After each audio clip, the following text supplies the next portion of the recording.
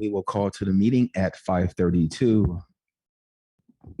Trustee Espinoza, could you please call roll? Yes. Trustee Lackaretti. Here. And Trustee Oliveras Kidwell. Here. Trustee Brooks. I'm here. Trustee McCutcheon. Here. And Trustee Espinoza, I'm here. Thank you, Trustee Espinoza. Will the community outreach specialists please introduce themselves? Thank you, Mr. President Brooks. Buenas tardes a todos. Si usted nos está viendo virtualmente o se encuentra en persona y desea hacer un comentario y usted habla español y necesita interpretación, le podemos proveer interpretación si lo necesita. Gracias. Thank you.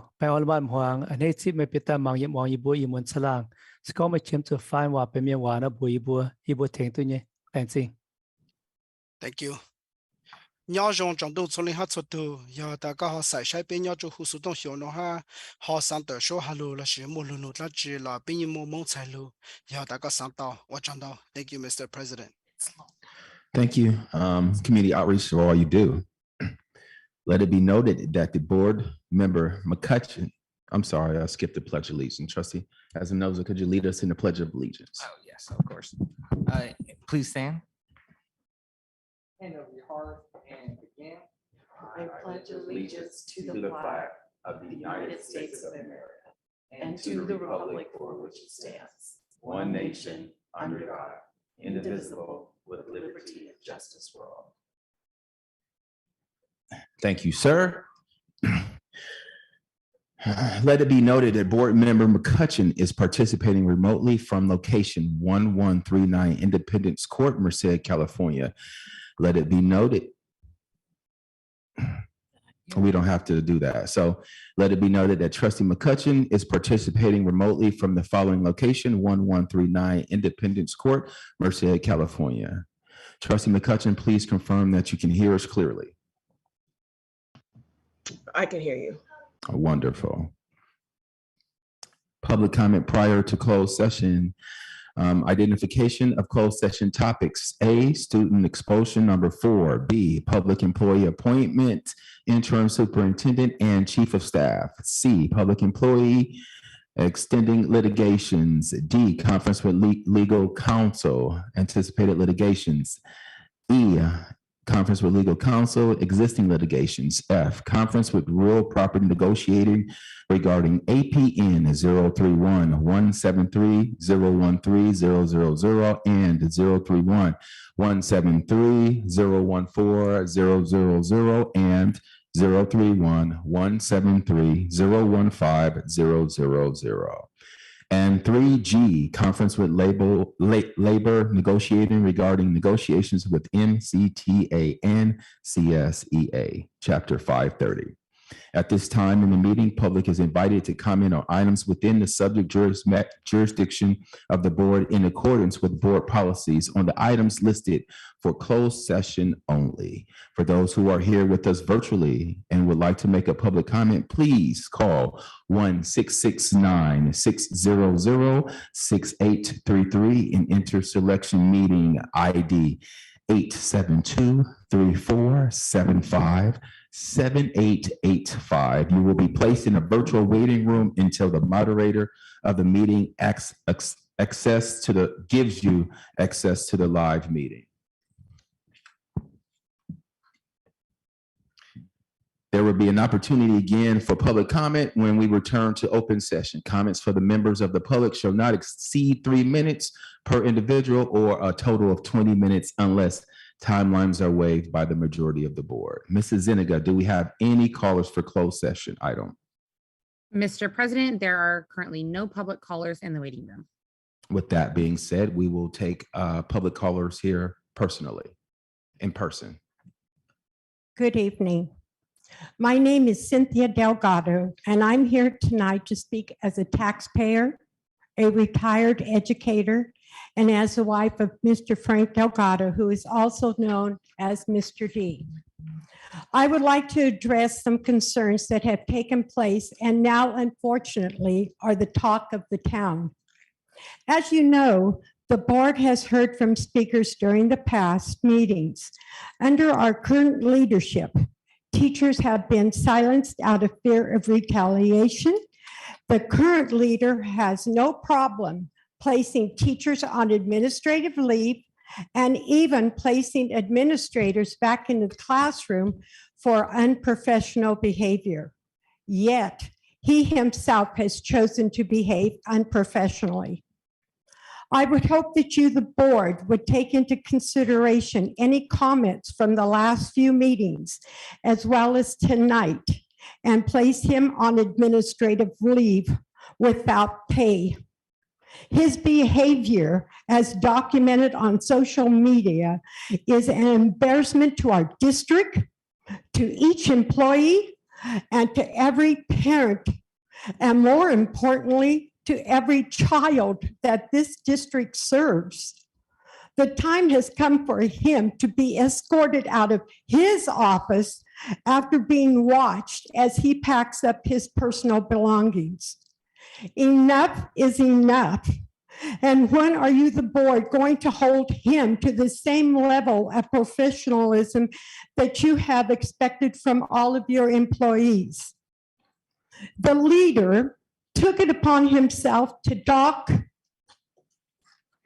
my husband's full pay, despite the fact that he had a medical doctor's note and was on medical leave.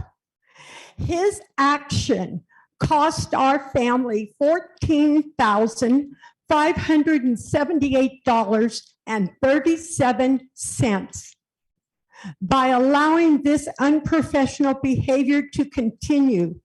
You, the school board, are giving every employee of the district permission to behave in the same way the acting superintendent has done. As the board, if you choose to look the other way, how many more lawsuits will happen? You are setting the tone. Every future lawsuit will lead to money being taken away from our children, the community of Merced, and every child that walks onto our school campuses, for they deserve better. Merced City Schools expects every student and staff member to achieve and do their best. So why should our community be expected to accept less? Thank you.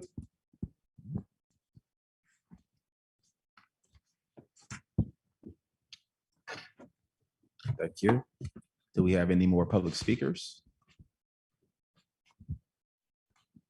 If we don't have any more public speakers, we will adjourn to closed session.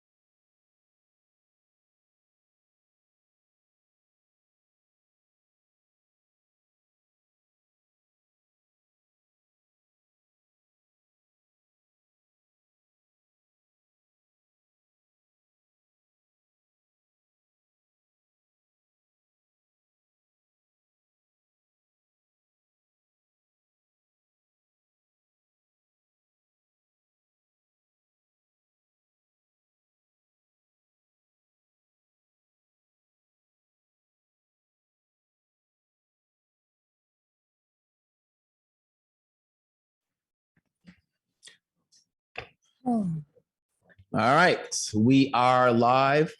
7:50. Thank you for being here. I would like to make it clear that Board Member McCutcheon is participating by teleconference in accordance with the Brown Act. The teleconference location has been identified in the notice and the agenda for the meeting. Trustee McCutcheon, please respond to the following questions. Can you hear me? Yes, Were you able to hear the proceedings at your end until now? yes, yes, Do you have a copy of the agenda for this meeting? yes, Have you posted the agenda at the location where you're at? yes, Is your location accessible to the public, such as a member of the public could participate in the teleconference from your location if he or she wished to do so? yes, Is there any members of the public with you who would like to participate in public comment portion of the meeting or otherwise address any agenda item for this meeting? no, Pursuant to the Brown Act, teleconference requires all votes will be taken by roll call tonight. The MCSD Board of Education has resumed in-person meetings and will continue to offer a virtual option for those that prefer to participate remotely.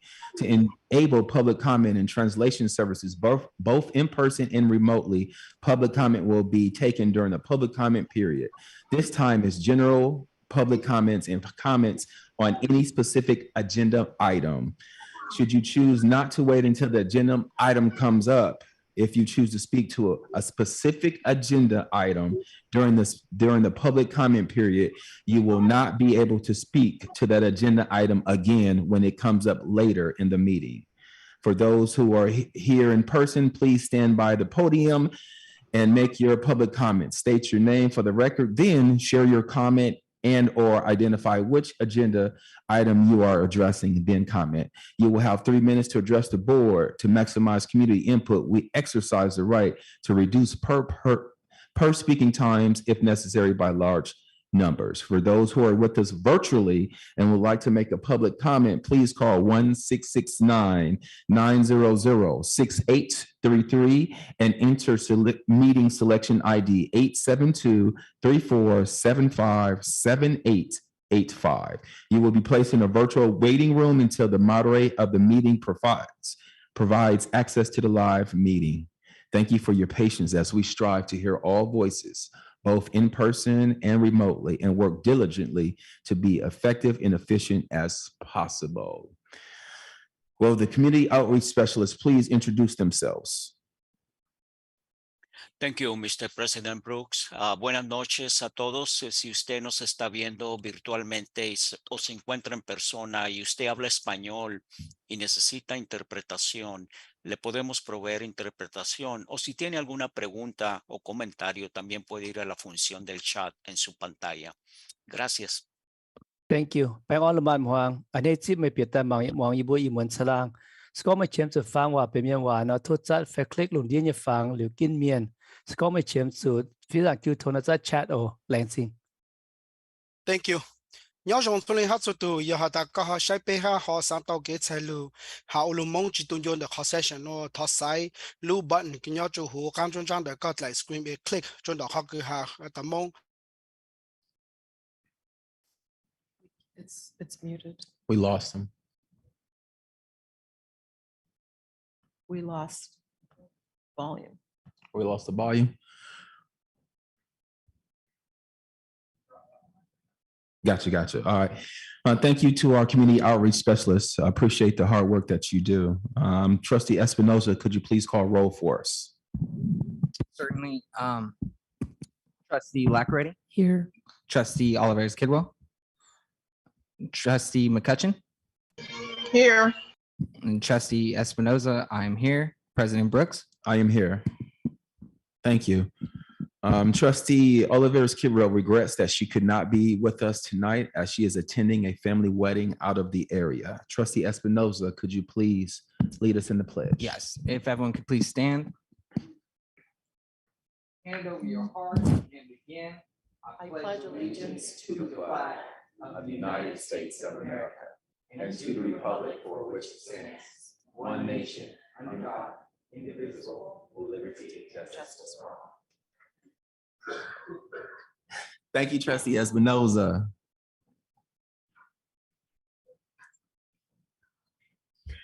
In closed session on a motion by board member trustee Lackaretti, seconded by board member McCutcheon, the board voted to accept the administrative hearing panel's finding of fact and recommendation as submitted, and that the student case number 4/22/23 be expelled pursuant of rehabilitation plan conditions. The vote was unanimous. In closed session by a motion by trustee Lackaretti and second by trustee Brooks, the Board of Education voted to accept the appointment of Amy Mello for the position of Learning Director at Burbank Elementary School as recommended by the administration.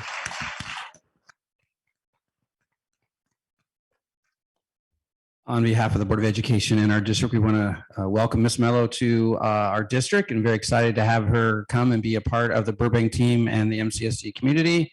And I want to give her an opportunity just to say a few words. Thank you.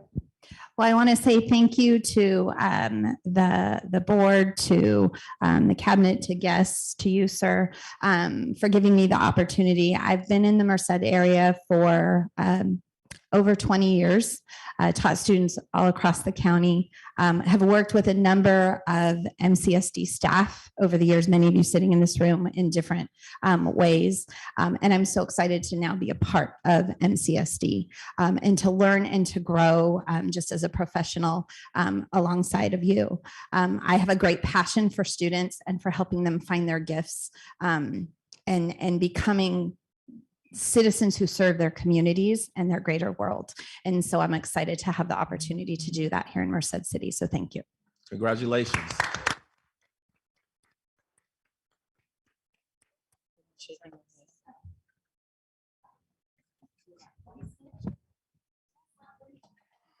I was going to shake. All right.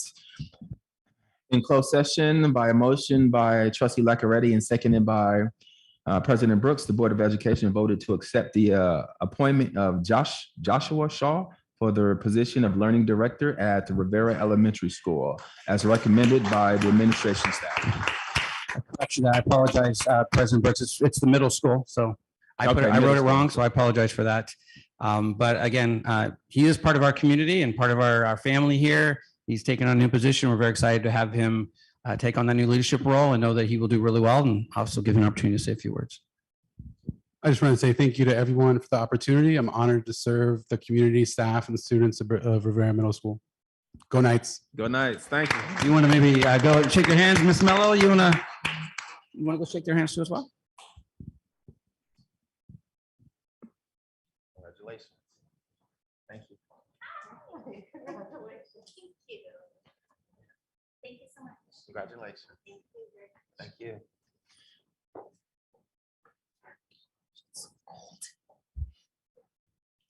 The board members may report on activities such as school visits, meetings, and conferences. We'll start with trustee Lackaretti.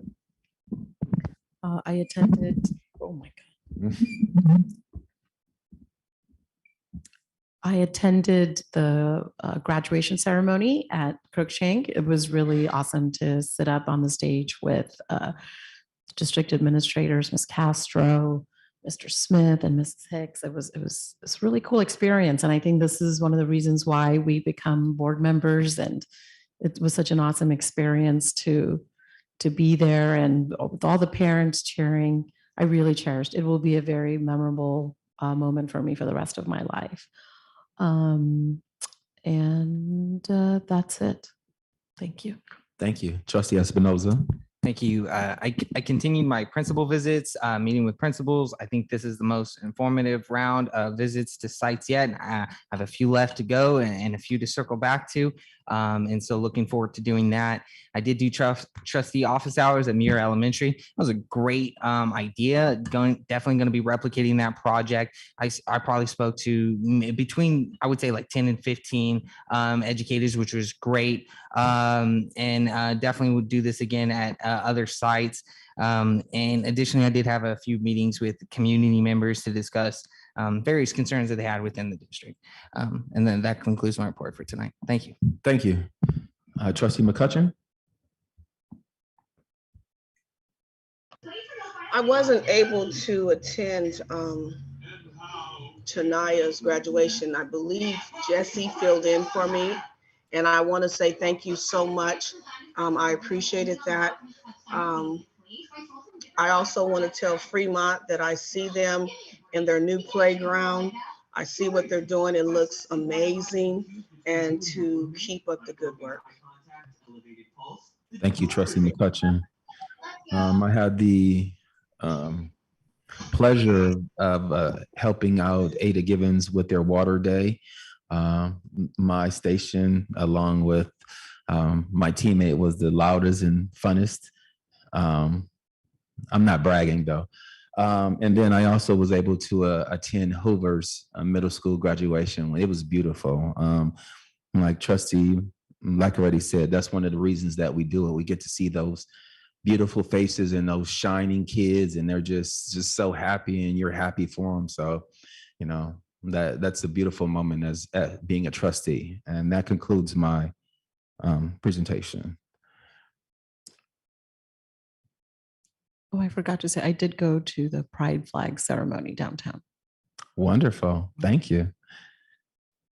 All right, public comment, Merced City School Teachers and California School Employees, chapter 530.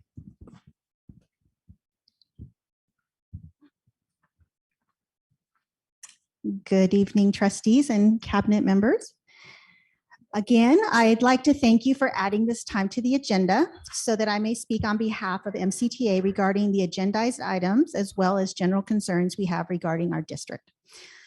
I'd like to start by shining a spotlight on two groups of people who have worked so diligently and tirelessly to improve the working conditions in our district. The first group is MCTA's bargaining team. Members of the team are Kelly Betts, Catherine Friedman, Shauna Haslauer, Jim Miller, and our lead negotiator, Mike Mondo. Tonight, you will vote to accept the contract agreement between MCTA and MCSD. Please note that this agreement is the result of hours and hours of negotiations and compromise. Your approval tonight will validate all the hard work and dedication of the bargaining team and show your support for the certificated staff members. To the bargaining team, I want to extend a great big thank you for doing the work. You are all appreciated. The second group I'd like to recognize is our evaluation team. As part of last year's contract negotiations, MCTA and the district agreed to revamp the current teacher evaluation system. Both sides agreed that the current system is outdated and ineffective. The evaluation team teacher representatives are Gary Arzamendi, Andrea Sanchez, Preston Hansen, and Rhonda Cox-Massett. The administrators are Dr. Audrey Garza, Don Hubble, Julie Rivard, and Amber Hall. On May 30th, they presented all their hard work to MCTA's executive board, our bargaining team, and our cabinet. And I can safely say that all in attendance were very impressed with their finished product, and I'd like to publicly acknowledge and thank them for all their hard work. A pilot program will begin next year. Yay to them. They deserve it. Amazing, amazing work. A few words about the LCAP draft for tonight. I am so pleased to see the addition of instructional aides and support staff in this plan. When our money goes to supporting students, that is a win. On a personal note, I must admit I was close to tears. Happy relief-filled tears when I saw the addition of 2 teacher librarians in the LCAP. The additional 2 will bring us back up to 9 teacher librarians. That means we will all serve 2 schools. This means more classroom lessons, more teacher collaborations, more up-to-date collections, and more support for our administrators and community. It brings us closer to equity among our 19 sites. And lastly, on the topic of equity, as you are all well aware, Rivera Elementary School is beyond capacity. Because of the lack of space, RES will be taking over some of Rivera Middle School's classrooms. So now Rivera Elementary's problems become Rivera Middle's problems. We now have teachers displaced into rooms that are not optimal for their specialties. We have an art teacher moving into a smaller room and special ed teachers being asked to share spaces. As a result, our SPED students do not have the privacy and space needed for optimal learning. I know there are no easy answers, but I do want to address this publicly. I also know that a new school cannot be built overnight, but let's get creative. How about moving 6th grade back to middle school campuses? How about putting a priority on building a new school? As North Merced continues to grow, and it will, our staff and students will be feeling the effects of overcrowded schools. Of course, all our schools have their special needs, but it seems as if Rivera Elementary's needs immediate solutions. Thank you for your time tonight. Thank you.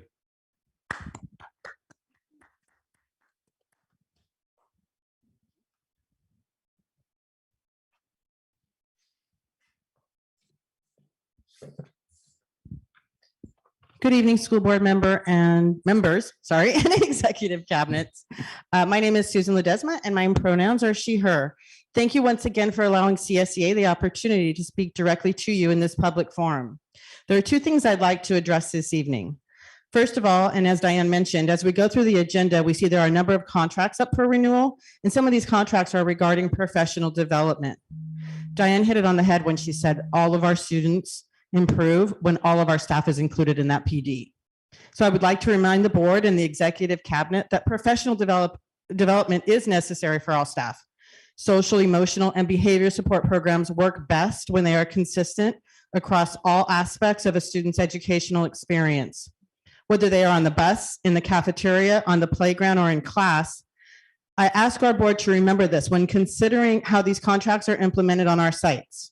Our bus drivers, our cafeteria staff, our yard duties, our instructional assistants, and our clerical staff could all benefit from these trainings. And in the end, the results are better outcomes for our students. Secondly, and speaking of students, I would like to address the proclamation of the support of the LGBTQIA+ community during June's Pride Month. As you know by now, not only do I serve as our chapter president, but I also serve as a member at large and an ally for the Merced LGBTQ+ Alliance. Our president, Stephanie, is here today. As a local lead for Free Mom Hugs, an international organization.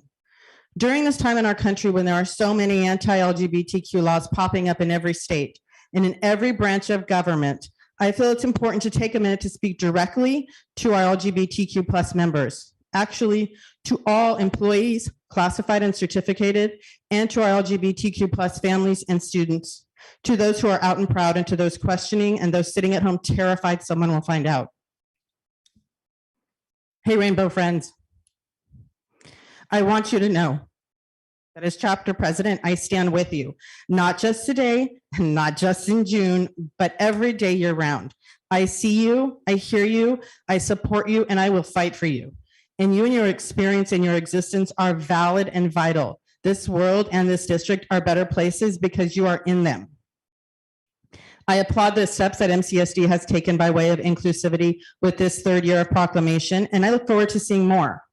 I'm proud to work for a district that doesn't back down when it comes to affirming the lives of our children, because regardless of personal politics, validating and accepting our children and their families is vital in the business we're in. We cannot fully educate them without accepting them and validating their existence. And to anyone here in person or in watching on YouTube, here are a few ideas on how to let it be known that you are an ally. I'm sure most of you have noticed my shirt by now, and some have even noticed my shoes, but not everyone is as in your face as I am. So I also make it known year round in more subtle ways. I wear my rainbow ally bracelet every day. I use rainbow tape on my pens. It's one of those things, if you know, you know. And I know that those who recognize the symbol, to them, when they recognize that symbol and its meaning, I have seen the relief appear in their eyes. For anyone who would like more info on how to be an ally, I am very happy to help and or provide other resources. Happy Pride, everyone, and thank you, MCSD. Thank you. The public is invited to comment on items within the subject matter jurisdiction of the board or a particular agenda item. Topics not on the agenda will be brought to the board's attention, may be investigated by the superintendent, and a report made to the board either publicly or privately at a future meeting. State law prohibits the board from acting at this meeting on any matters raised during the public comment period. Comments from the members of the public shall not exceed 3 minutes on any item or a total of 20 minutes per unless timelines are waived by the majority of the board. The board respects the right of members of the public to speak to the board regarding matters on the agenda and other matters within the jurisdiction of the board. However, it is important for members of the public to understand that derogatory comments against district employees or others made at the board meetings can be actionable as defamation under certain circumstances. Callers, please mute your YouTube feed and press *6. Unmute. Mrs. Zeniga, do we have any callers? Mr. President, there are currently no public callers in the waiting room. No public callers. Do we have any? Okay.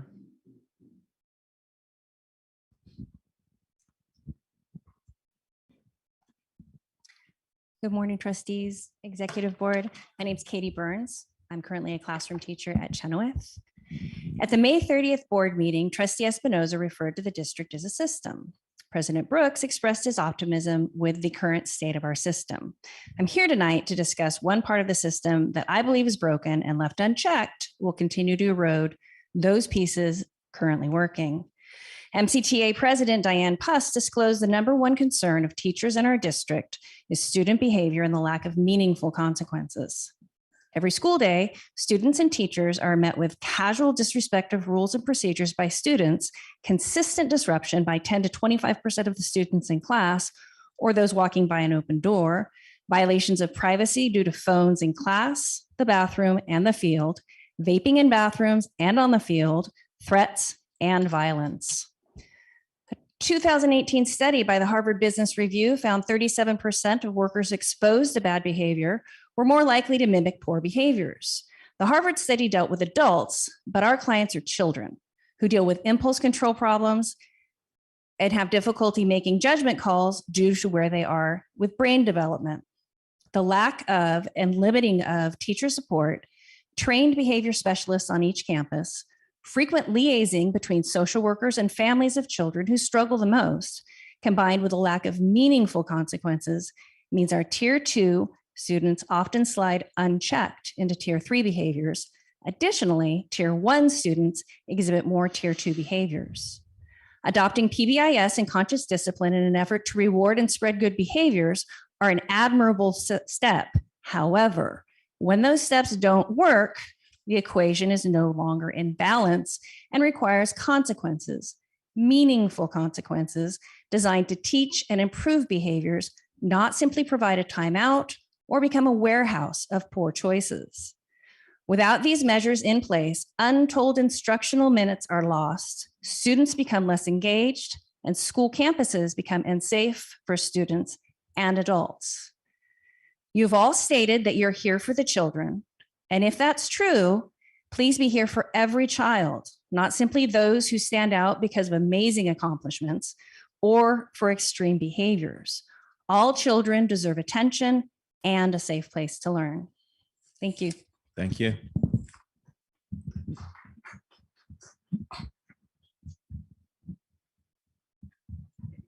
Good evening. I'm Audrey Garza, Director of Curriculum Instruction and Staff Development. And I just wanted to take a moment before many of us go on summer break to celebrate and give a shout out to our Miniversity attendees, presenters, and supporters. It's been great. Tomorrow will be our 3rd day at Crookshank Middle School. All 19 of our sites, including CDS and district office, have been represented as attendees. We have 263 people registered to attend Miniversity over these 3 days. We have 28 presenters providing 99 different sessions, which is an increase from 65 sessions last year. And I also wanted to give a shout out for all of the representation that we have there. Of the attendees registered, we have district administrators, site administrators, counselors, other managers, para-educators, our instructional assistants, school psychologists, counselor, special education teachers, just to name most of them. And it's just really exciting. If you have a chance to come by Crookshank tomorrow between 8:30 and 3:30, you will see a hub of learning and enthusiasm, the buzz of excitement and joy that they have being together, learning together. Also want to give a shout out to many of our sponsors who you're probably going to be hopefully approving some of their contracts tonight, just supporting it and making it a high quality celebration of learning that elevates the profession of the educators in our district. I want to give a special thank to Dr. Castro for supporting it, helping us get everything going, and especially Linda Parker, because you know, she's got the purse strings there. So she's been a great support. So thank you to all of the attendees and these great supporters. Come see us tomorrow. Yay, Miniversity. Yay. Thank you, Dr. Garza. Good evening, Merced City School Board and CAB. My name is Annette Lee, and I'm a part of the Merced Black Parallel School Board. And I just got up to say we appreciate all the hard work that Dr. Castro and Mr. Alexander has done. It's great, all the research and meeting with us and letting us be a part of it, and the LCAP goals. And we just want to give our thanks to them for being concerned in making education excellent for our children. Amen. And helping close that gap. And we look forward to continue to meet and, you know, bring concerns and share information from the community. Thank you. Thank you.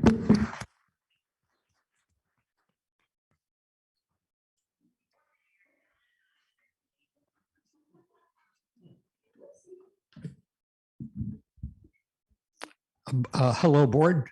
Rick Wendling. My colors are red, white, and blue. I have two things to bring to you tonight quickly because I have a meeting to go to tomorrow. I want to speak against your proclamation celebrating the LGBTQ community. Here we are fussing about the safety of 1% to 2% of all the people in the world. And there are already laws and rules protecting any kind of minority.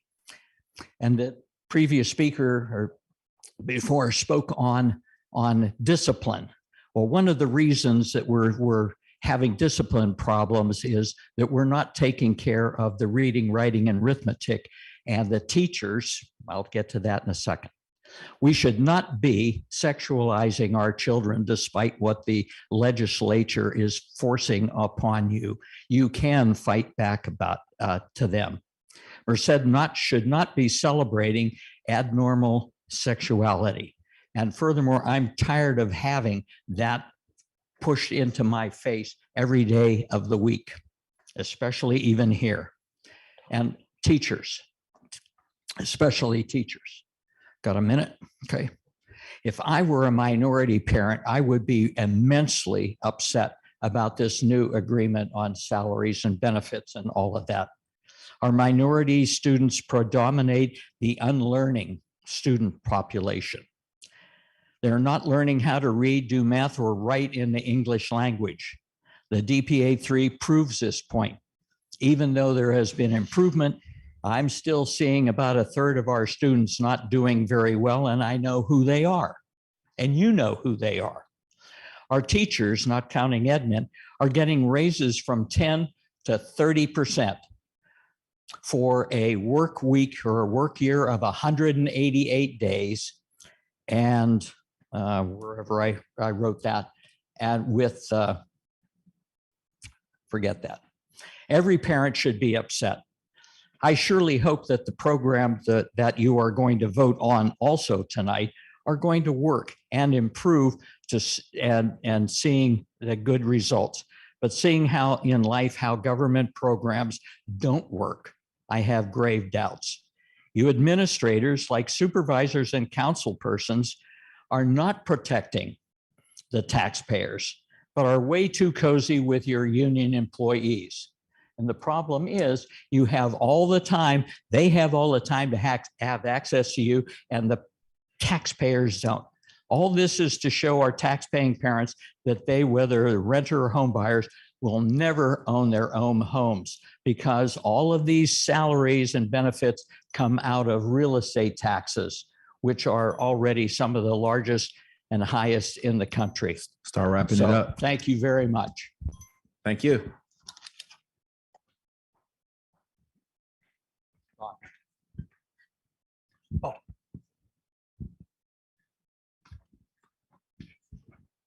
You got the glasses?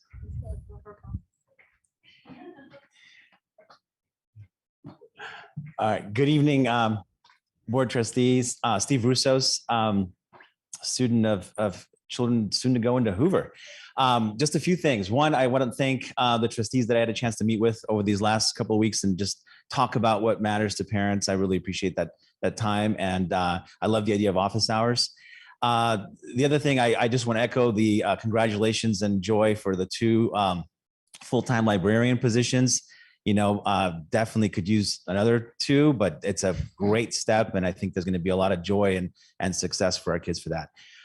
Third item, if possible, I would love to see some action between now and next spring for the diversity, equity, and inclusion survey that was not implemented as well as it could have been, and in terms of being inclusive. So we have time, and I just want to put that on the list for something that, you know, could be done between now and then. The last item I want to bring up, which you know is close to my heart, is about the air quality. It's the challenge that myself and other parents have been working at for 2 years. And it started with COVID, but really just to make it clear, air quality for our children, there are incredible studies, experimental studies that have shown that just reducing basic air, carbon dioxide down to 800s increases learning outcomes by 30%. It helps teachers teach better. It helps students stay awake and alert. It increases attendance in schools. And there's the studies that have been done over the last 30 years on air quality and student outcomes are incredible. So I know we started with COVID, but I just want to bring this back to what we really want to do is improve our air systems. Tonight, you're going to be talking about spending $187,000 in an assessment. I want to summarize that in last year, May 2022, there was a report published that based on Director Williams' report, I think we spent $450,000 of our taxpayer dollars, $450,000 to assess our air systems. I would just encourage you to use the results from that report. That report shows us that 64% of our HVAC systems are past due their ASHRA life cycle, and heaven knows what ASHRA stands for, but it is the group that everybody around the country, whether you're a CDC or a business or anyone reputable, that's who they count on to say this is a good life cycle. It's about 15 years. So we have 64% of our HVAC systems across all of our schools, and this is something that the kids are not, they don't know. It's really, our children are not going to have a chance to speak about this. Out of those, even if we just stick with, forget the 15-year recommended cycle, if we were just to go up to 26 years and older, we have 34% of our HVACs are 26 years and older. Half of them are 18 years and older. And this is for the good of our kids and our teachers and staff who work in our schools. So I encourage you to use the money from the assessment to start replacing some of those systems. It's expensive. We've received a lot of government funds to do this already over the last couple of years. Whatever you can do to start moving in that direction, I think would be positive. Wrapping it up. And I can give you a copy of just what I just read. All right, thank you. Please do.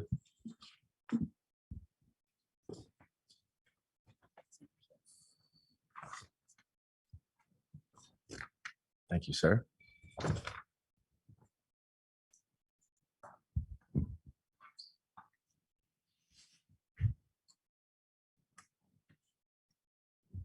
Is this on? Yeah. Yes. Hi, my name is Dr. Pam Russos. I'm a parent of students here at MCSD. I would like to speak to facilities items from the budget 13B, where we are only allocating $25 million in facilities, and the California Schools Healthy Air, Plumbing, and Efficiency Ventilation Contract 11B. I would like to have a no vote on both of those items and a change. From information from the California Department of Education, Merced City's application for fund eligibility was not rejected for ESSER III fund sources. Our application was turned in September September 2021 for ESSER 3 funding, and we were awarded $36.5 million. $14.5 million had already been dispersed to us, and $31 million is yet to be given. We have enough money to change outdated HVACs at schools, and we have enough money for an administrative building if you want. The budget for the next year's facility should be at a minimum $31 million so that we are not returning money back to the state.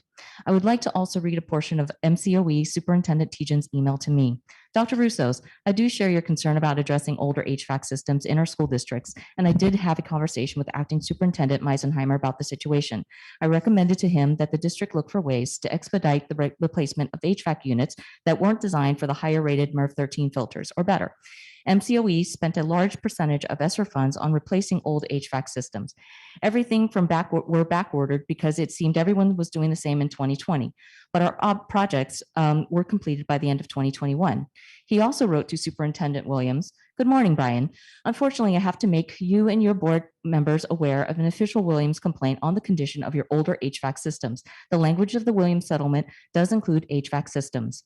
Prior to COVID-19, these complaints were limited to inoperable systems. However, with COVID issues, air quality can be an issue that will need to be addressed during an annual visit if it's raised by the public. My recommendation is for MCSD to begin prioritizing replacements of older HVAC systems that are unable to accommodate the higher rated filters. While I can't speak to the complaint, I'm sure this very active community advocacy group would view steps taken this summer as a truly sincere effort at addressing their concerns. Steve." In speaking to the California Schools Healthy Air Plumbing Efficiency and Ventilation Contract, we are repeating what Train Technologies had already done with the repeat of CO2 in the rooms, recommendations for thermostats. We need to have an earnest plan to start our HVAC replacements. Many rooms have cancer-causing TVOC levels above 500 parts per billion and CO2 above 800 parts per million as tested by Train Tech, who also had made recommendations to fix our air quality on page 5 and also page 8 through 11 on their air quality report.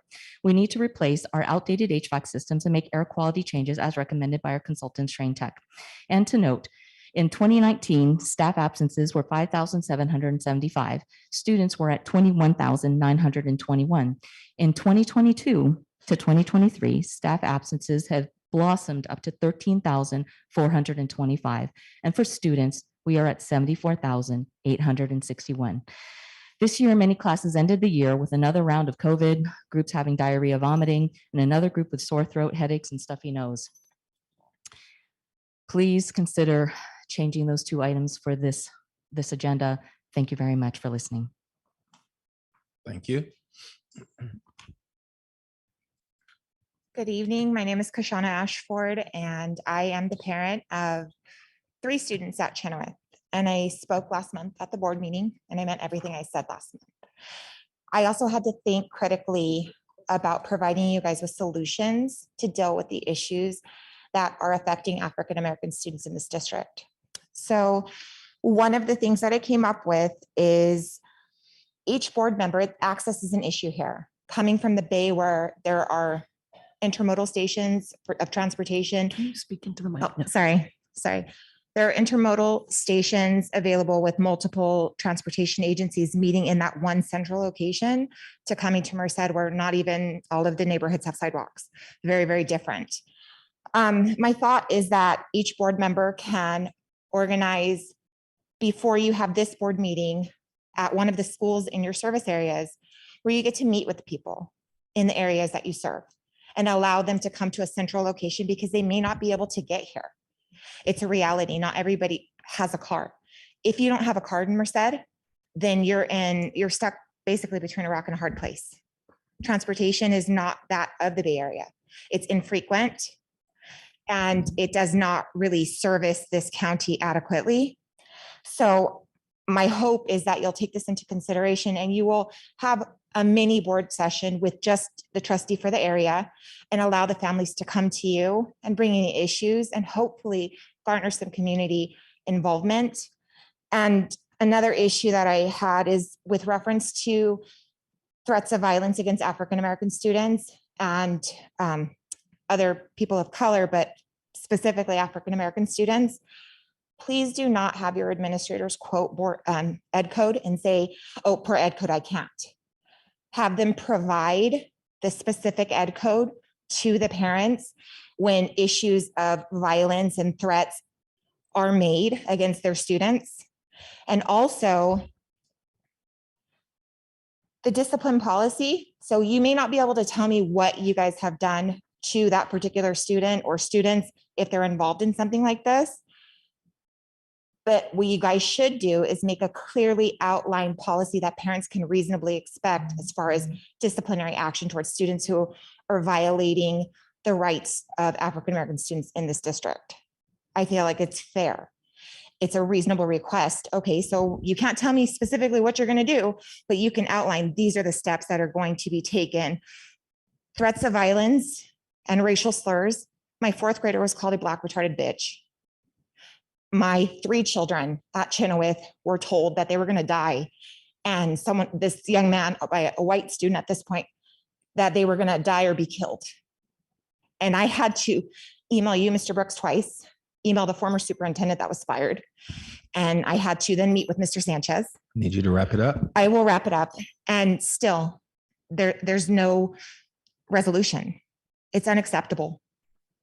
Black students matter in this district, just like those in the LGBTQ community. I have a very gay son and I love him to death.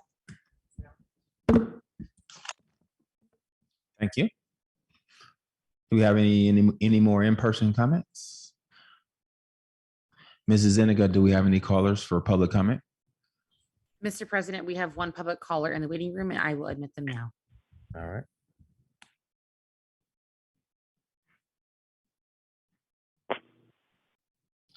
Hello, caller. Please mute your YouTube feed. Push *6 to unmute your mic and begin your comment.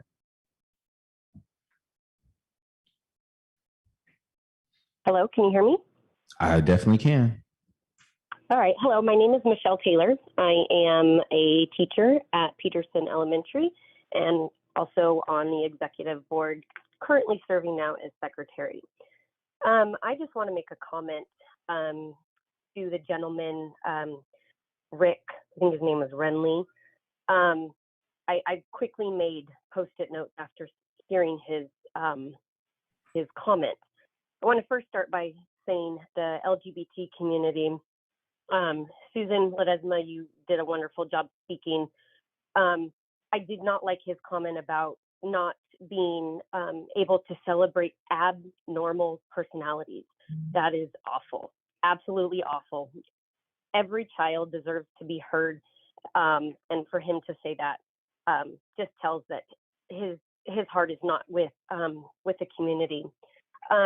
He also made a comment about a lack of reading progress. We are working so hard. We are working hard with the board.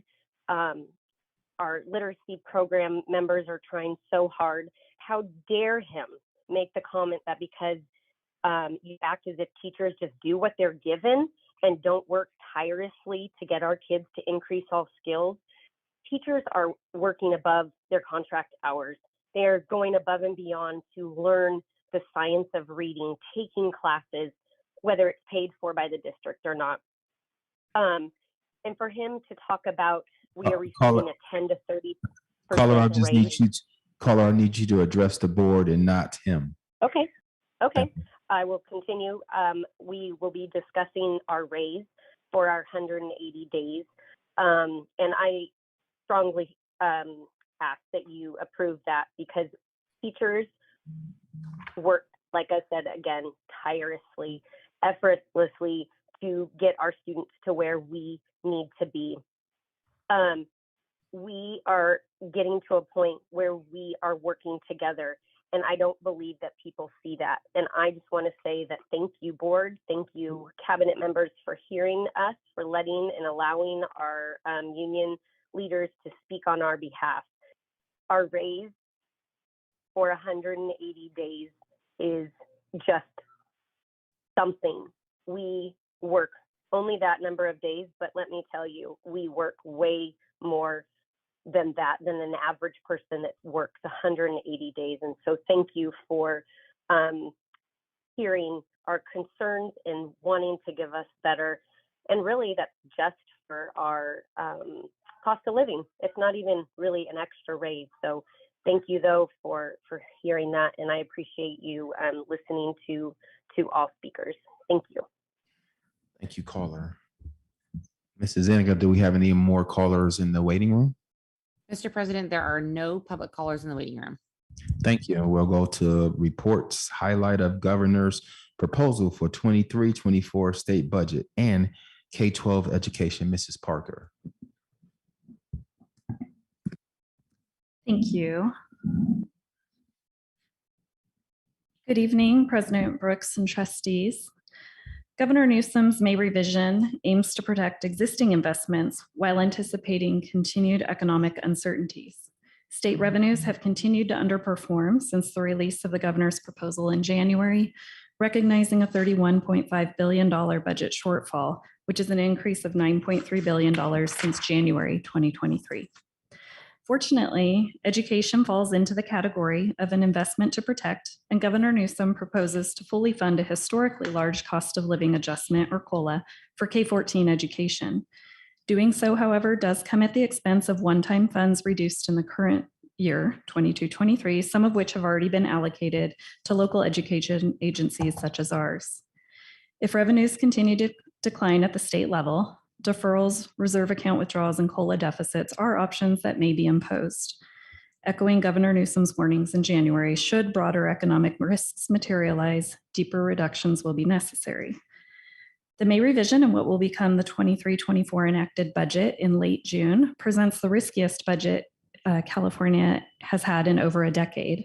A key attributor to this risk being the delay of personal income and corporation income tax revenues until mid-October. The governor has shared that an estimated $42 billion in anticipated revenue, or 19% of general fund revenues included in his May revision, are due to come in the fall. Next slide, please. Oh, sorry, this is the right slide. Thank you. As part of the January governor's budget, the governor proposed increasing funding for the local control funding formula, or LCFF, by the then estimated COLA of 8.13%. With the May revision, the statutory COLA for the LCFF has increased to 8.22%, which he proposes to fully fund. Other education programs that are funded outside of the LCFF, such as special education, child nutrition, state preschool, and the mandate block grant, are also proposed to receive the 8.22% COLA. It is important to note that this proposal currently uses $2.7 billion of one-time state revenue to fund this COLA, including sizable reductions to the Arts, Music, and Instructional Materials Block Grant and the Learning Recovery Emergency Block Grant, which were included in the 22-23 enacted state budget package. The sustainability of this increase using one-time revenues amidst continued economic uncertainty referenced earlier is of concern. As a reminder, school districts are also entitled to supplemental grant increases equal to 20% of the adjusted base grant for the percentage of enrolled students who are English learners eligible for free or reduced price meals or in foster care. An additional 65% per pupil increase is provided as a concentration grant for each percentage of eligible students enrolled beyond 55% of total enrollment, with 15% of the concentration grant to be used to increase the number of adults providing direct services to students. The May revision maintains the governor's proposal to invest $300 million in new ongoing funding to establish an equity multiplier, which is provided to high poverty schools. This investment is coupled with significant changes to the state's accountability system, with an intent of increasing the focus on student group and school level performance gaps within an LEA. More information will be forthcoming through future trailer bill language on that. Next slide. Here you can see factors from the current financial projection dartboard. As reflected, COLA is at higher levels. However, so are the projected cost increases facing LEAs, such as employer contribution rates to pension costs and minimum wage.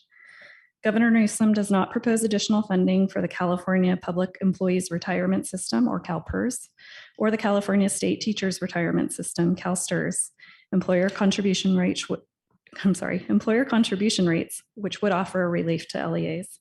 Based on current assumptions, CalPERS employer contribution rates will increase from 25.37% to 26.68%, and CalSTRS employer contribution rates will currently remain the same from prior year at 19.1%.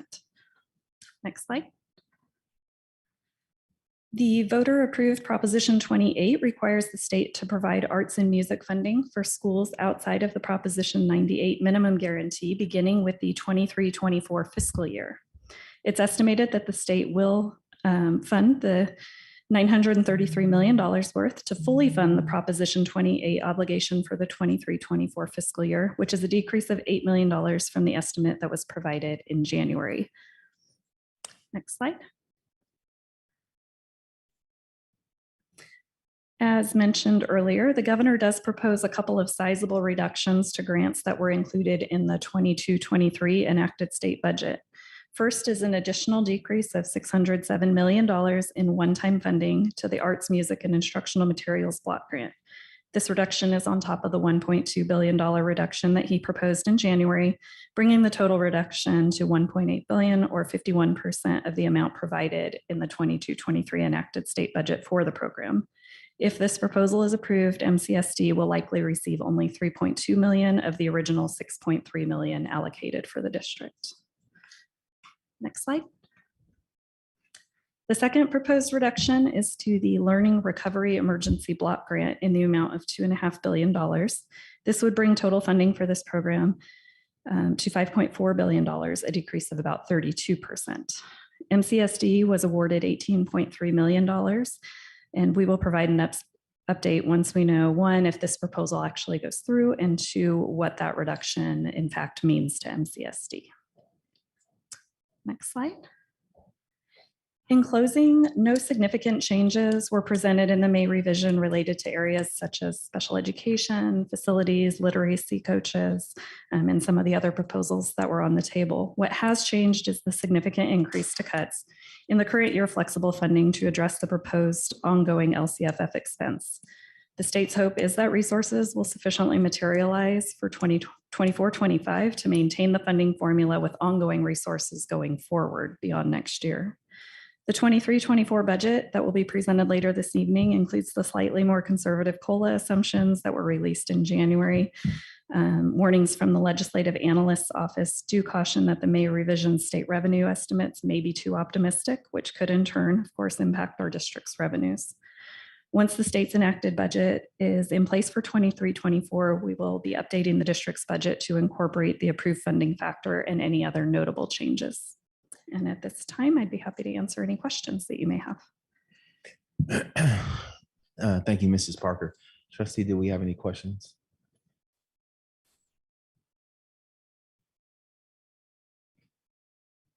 I think I'll have a meeting. I think I'd like a one-on-one meeting, probably to dig more detail into budget and breaking it down. Okay. Yeah. Thank you. I'd like to be at that meeting. Thank you. Thank you. Trustee McCutcheon, do you have any questions? No, I don't. So Mrs. Parker, I heard that we get allocated money for special groups, correct? Correct. The And supplemental and concentration grant funds. all right, the Is that what supplemental. you're referring to? Yes, the supplemental on content, and they're for certain student groups. Does it specify what student groups? They are driven by certain subgroups, yes. So And you said it was based on high poverty or? that English learners and foster youth. Okay, English learner and foster. Okay. Mhm. Yeah, I might just sit in that meeting with the other ones, because this. I would also like to sit in because I'm concerned. Is it like a special board meeting then? Yeah, we have to limit it to two, but we'll be happy to set up that meeting. And if we want something more than that, I can certainly work through the president on that. Yeah. No, I understand it, but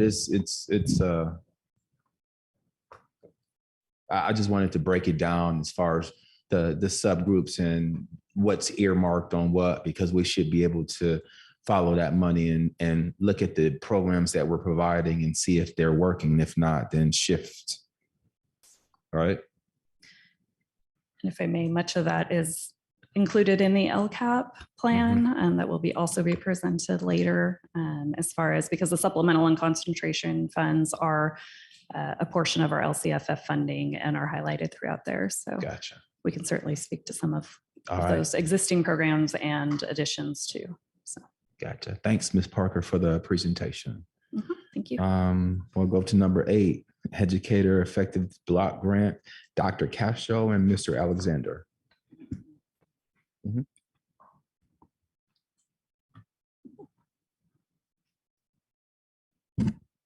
Thank you. Good evening. Bit of background just on this informational item. In this Assembly Bill 130, the Educator Effectiveness Block Grant was signed into law on July 28, 2021. It provides one-time Proposition 98 general funds to support professional development to address learning loss that resulted from the COVID-19 pandemic. The California Department of Education apportioned these funds based on the number of certificated and classified staff in the local education agency, or LEA, based on data submitted through the California Longitudinal Pupil Achievement Data System and the California Basic Education Data System. Merced City Schools District's allocation was $2,177,374. Funds may be expended during the 2021 through 2026 fiscal year. The district's plan was approved on December 14th, 2021. Revisions located on pages 2 and 3 of the document include an increased focus on literacy and student re-engagement training for teachers and instructional staff. Thank you. Trustees, do we have any questions on this? Yeah. Okay, everybody shook their head. I'll start with Trustee Espinoza this time. Just a thank you. I got clarity from Dr. Castro that this is in line with what I think the board asked for, which is really a focus on structured literacy over balanced literacy, and really we got to commit to a pedagogy. And so I see that we're switching from FPU to Aura, and I think that's a good switch. So appreciate the work went into it. Are we shifting from FPU? Correct. Yeah. Yes. Isn't it? It says revised underneath it, and it's If I might different language. interject. So what was presented to you was an information item because it's a best practice when we make a change to this particular plan. There were revisions that are italicized for you on pages 2 and 3. The original language is still there, but the revision language will become the language. We are focusing on Aura because it is a more expedited path to the knowledge that our teachers need, and phasing out our partnership with Fresno Pacific for now. The other modification was under re-engagement of students. One of the goals in the plan, if you look at the bold print and the numbers, the funds have to be spent a certain way. And so for re-engagement, we've added allocating funds to focus on the visual and performing arts, music, and so on and so forth to get our children attending. Thank you. And then this Aura, do we use Aura already? No, this is a new program. It's not new. So the online elementary reading academy is an academy that focuses on foundational reading skills, science of reading through core learning. Core learning had the option of an online model, and they still do. And so we had some cohorts and are supporting cohorts going through that program. However, in our many contracts from our department today, $2.5 million, I added them up, you're going to see in person. It's the same reading academy, but it's in person. I believe it will impact up to 90 more teachers and so forth. So we are committed to core learning, and their online reading academy is one component of what they offer. And then I hope that you'll bring back some sort of assessment of how the program is going. Indeed. Indeed, we need a little time to go by, Yes, but I know yeah, that not Dr. now. Garza is excited to share. We have X amount more teachers who are now trained. In looking at preliminary numbers, and perhaps this isn't the right time to do this, I don't want to prolong the meeting, but our TK through grade 2 teachers, grade 3 teachers, there is a good chunk. I'm going to say our goal is to have all of our primary teachers who are teaching those foundational reading skills have this training. So that's our goal, and we're getting closer and closer as the time goes by. Okay, thank you. No questions. No more questions. No further questions. Trustee McCutcheon, do you have any questions?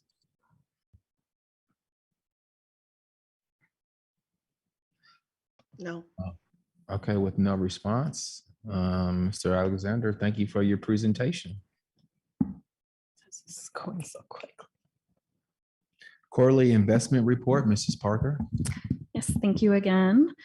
This too is an information-only item in accordance with Board Policy 3430. The district is required to disclose quarterly reports of any district investments in individual accounts that are $25,000 or more.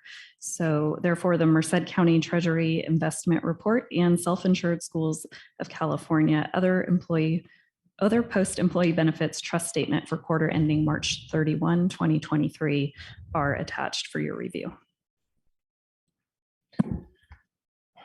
Trustees, do we have any questions? I don't know why we don't have questions from Ms. Parker all the time. Thank you for your presentation, Mrs. Parker. Thank you. Consent. I will entertain a motion to approve the consent agenda item. I'd like to pull an item. Which item? S. S is in Sam? Yes. And we're pulling item S as in Sam. Trustees, do we have any other items we would like to pull from consent? Can we, Trustee McCutcheon? I don't know, 15B and 11B, can we pull those to talk about them more? Those are not consent agenda. There's not consent agendas? 15. No? Okay, then I have nothing to say. I'm sorry, tell me I'm sorry, say that again. Say the numbers. They're not on the consent items, I'm okay. Oh, okay, Yeah, okay. they're not consent. Trustees, do we have anything else? If not, then I'll entertain a motion to approve the consent item with the removal of item S as in Sam. Make a motion to approve. Motion on the table to approve by Trustee Lackaretti, Second. second by Trustee Espinoza. Trustee McCutcheon, what's your vote? Aye. Aye. Trustee Lackaretti? Aye. Aye. And I am too an aye. Consent item, move. And now item S, I-ready contract renewal. Could I get clarity on what we use the I-ready assessment for? We use iReady as a district progress assessment. So as you know, the high stakes testing occurs once a year, correct? We need to know, what do our students come to us with and where are the areas of growth? And so because of that, we use this product to conduct assessment 3 times a year, early in the fall, in winter, and then later in the spring. And what we do with those results has a lot of folds to it. So as a classroom teacher, you have access to individual student growth, individual student reports of areas of need. How do I know how to treat the student and treat whatever the deficit is if I don't know what the deficit is? And so we have used iReady as 3 touch points throughout the year, from the individual student level all the way to a complete district picture. The iReady system allows us to disaggregate data. Most recently, I believe it was in the June 2nd briefing, we were able to work with iReady to include foster youth now as an area that we can disaggregate. It is a very useful tool that, in addition to capturing student achievement in a moment in time 3 times a year, it also comes with a product that's called the Teacher Toolbox. So depending upon what I want to do as a teacher, that's a resource for me. And it also comes with some professional development. And so the focus last year and for this upcoming year, in addition to getting our teachers what they need in the way of using this product, is training our administrators to be able to use the data and the power of the reporting to make those site-based and grade level-based instructional decisions to drive interventions. Does that help? Yeah, for sure. I think like this has been a hot topic ever since I got on the board. Questions, I think it's a mixed bag, but I would say my my idea is that I hear a lot more negatives about iReady than positives. So like, I think it's partly my issue with it is how we even use it. Like you said, it's our district progress assessment. So this is how we're assessing whether or not our kids are making growth. Correct. And then we adjust instruction to that. Correct. One, I don't think that test is a very good example of what we should use as the North Star in our district of what success looks like for our district and for our students. So that then the fact that we would cave instruction towards that test, I don't think we want to teach the test. And I think that that's what taking the DPA 3 times a year enables, is a teach to the test mentality, but that's not success. I think success is a lot wider than that. I also don't think 3 checkpoints for the year can accurately provide information on how we should conduct day-to-day operation. That's why, like, if you look to like John Hattie's meta-analysis, the number one effect right now is teacher estimate of achievement. How can the teacher, I think like you were saying that we use that to gauge where students at. I think our teachers can do that. And I think that that's what we should be training them to do, because we know that that's what generates the largest effect size, is when they can estimate where the student is and provide that differentiated instruction to provide them that support, the scaffolding, whatever it is. But if they can't estimate where the student's at, then they can't actually provide that type of personalized instruction. And so I don't think we should necessarily rely on a test. I don't think it's the best way to get information on how to conduct a day-to-day instruction.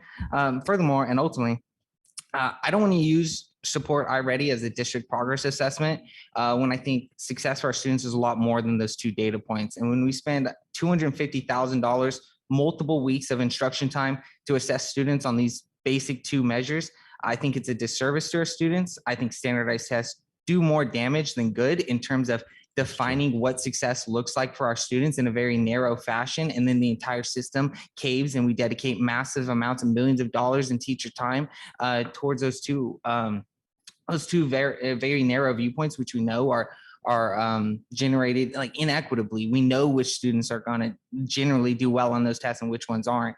I think that if we were to we really need to assess, make it clear what success looks like here in Merced City and what our profile of our graduates look like. What do we want skills and competencies do we want them to walk away from? I think it's more than just numeracy and literacy, and yet that's all we ever see data points on. I think it's about kids' grit. I think it's about their curiosity.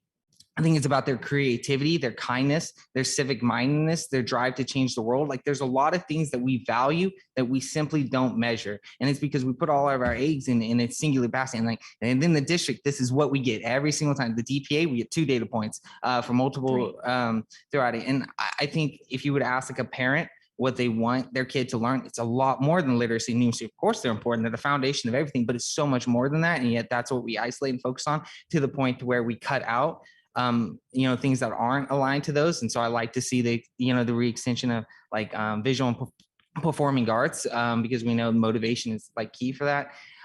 In general, I think I'd rather not support using, and again, I don't want to be a disruptor, but ultimately, like I was elected to make decisions I think are best for our students. And I think keep every year, I keep giving my vote to Avid, despite the fact that I think the structure of it is inequitable. I don't think it leads to us thinking about what success looks like for students in a proper way. Like when I go into principals' offices, so many of them have the DPAs up on their wall, and that's what they look at every single day. And so what we measure is what we master. I think it needs to be more than that. And I don't think we're going to get there if we keep approving this as our DPA every single year. I also think that I understand that this will come as a shock, maybe to many of our teachers who've gotten in the habit of defining success through the DPA. And I think that this will require us to rethink what success is and how we want to quantify for that students. But in the end, I think that's good work. I think that's good work to be done. There are other models to define success. This isn't the only way. I think we can and we should aim to developing the most comprehensive district progress assessment as possible. And so while I regret that it has to come as abrupt, I wish we had a better way for board members to put their input on programs. And considering this has been a conversation, it shouldn't come as an abrupt change. Board members have raised concerns about this before. So it should, I think we need to talk about how can board members, how can we offboard a program in a realistic way where it's not a board member up here having to vote no abruptly on something, even though we've talked about it for quite a bit. There should be longer discussions on this. I think in a lot of ways, the board, we're a representative democracy, and like the board, like we're not necessarily educators, and for that reason, like a lot of maybe our viewpoints just aren't considered. Despite the fact that this is how we run our country, that it's not run by a bureaucracy, it's run by an elected overseeing members of the community who are responsible to the community, and we have to be responsible for the results. And for that, I think we need the power to be able to influence the direction of the community of our schools. We are the community's voice, and if the board's voice isn't being heard or respected, then the community isn't, and it's just the school district operating on their own. But the community pays for it. I think they have a right to have a voice. This is the mechanism which we operate to have the voice. So it's unfortunate that I think this is the way that it's structured right now, but I don't know an alternative to get to a better place. But what are thoughts on the district? I understand the support. What do we do if this isn't the path we want to go? First, I'd like to say thank you for acknowledging the expertise of our teachers, because For you're sure. right. And thank you for your thoughts. You ask frequently for where is the data? This is one way Right. that we bring you data. If it is the will of the board Mhm. to not move forward with this contract, then we would have to seek out another district progress assessment and reporting feature. Yeah, and I'm all for data. I think that this is almost too limited of data, and so only being 2 data points, we don't get any It's data on their 3. grit, their curiosity, their It's 3. kindness, their civic mindedness. But I want data on that. So I do think it is too limited in that sense. And how can we get things that parents care about?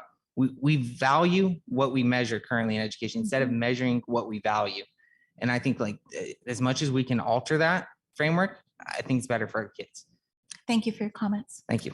I have slightly different thoughts on iReady. It may not be the perfect system, but we are required to measure how One time. but And it's actually not the DPA. but at some point, like, so I'm just going through my thoughts. sure. So we have to address, we have to know what students are learning or not learning. I mean, Right. we're not at a point where we've changed our curriculum to be something different. So Can. while I agree that it's not the best thing, like taking it away, then there's no data, there's absence of data now. And when there's absence of data, how do you know something is going right or wrong?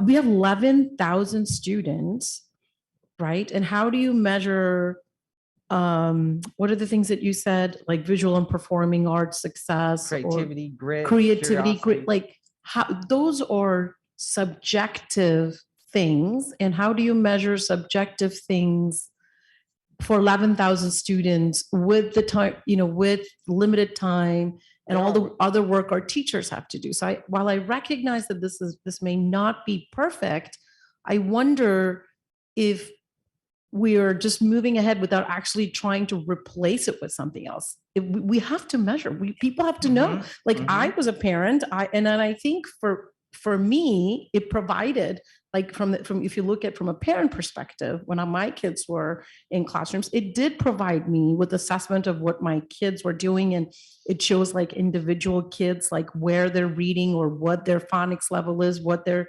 literacy awareness is. So I found it very useful.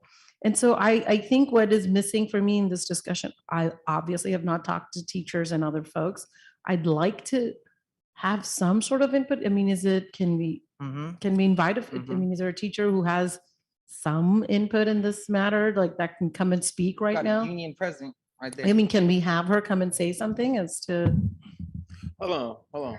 I'm just asking, could we invite her to, I mean, this is my experience, this is your experience, this is her experience. I just want to hear some. I agree with you. That's my sadness about this, is that we don't have a backup plan, despite the fact that the board has raised these concerns before. But despite the fact that this concern's been raised, no effort has been made to make a plan. And well, let's talk about this. Let's see what alternatives are there, because there are other models. And while it's difficult to quantify grit, it's not impossible, and other school districts do it. Okay, so. Or student growth. Student growth. I mean, I understand that, like, so, I'll give you an example. The UC system took away SAT, and then they went into like all of these things that like and then they thought they should replace SAT with another test. And so what's the point of taking away one test and then you're going to replace it with another test, because you're still like the haves will go and get the tutoring for that particular test. So if you take away this assessment tool and introduce another assessment tool, you still have to go through giving that assessment to students. So I just think What's the difference between assessments? I'd like to know what type of assessments, and maybe because I'd like to know, we're seeing some progress. So I just want to what if we don't have anything between now and DPA 1? How are we going, like, at the time when we're doing DPA 1, what if we don't have another assessment tool? And are we mandated to have an assessment tool? It's best practice. And Yes. you have to remember, we're flinging the word assessment around. This is a progress monitoring tool. Okay. So this tool is designed to help us determine where our students performing today, 6 months from now, 9 months from now. And your comment about the reporting, because as a parent, you've seen the parent Yes, I've report. seen it. Yeah. It's And the very teacher useful. report is a little bit different, but it also provides information. Yeah, so I'm saying, can we leave this, but add the other things, those subjective things that you wanted for now, and then have like a really comprehensive plan for next year? Because what I don't want to do is not have anything in place, not have a good system. And then we're kind of like stuck without not having a tool to see what's happening with our kids. So I mean, if you're okay, can Ms. Pust have a comment here? It's a public comment. Oh.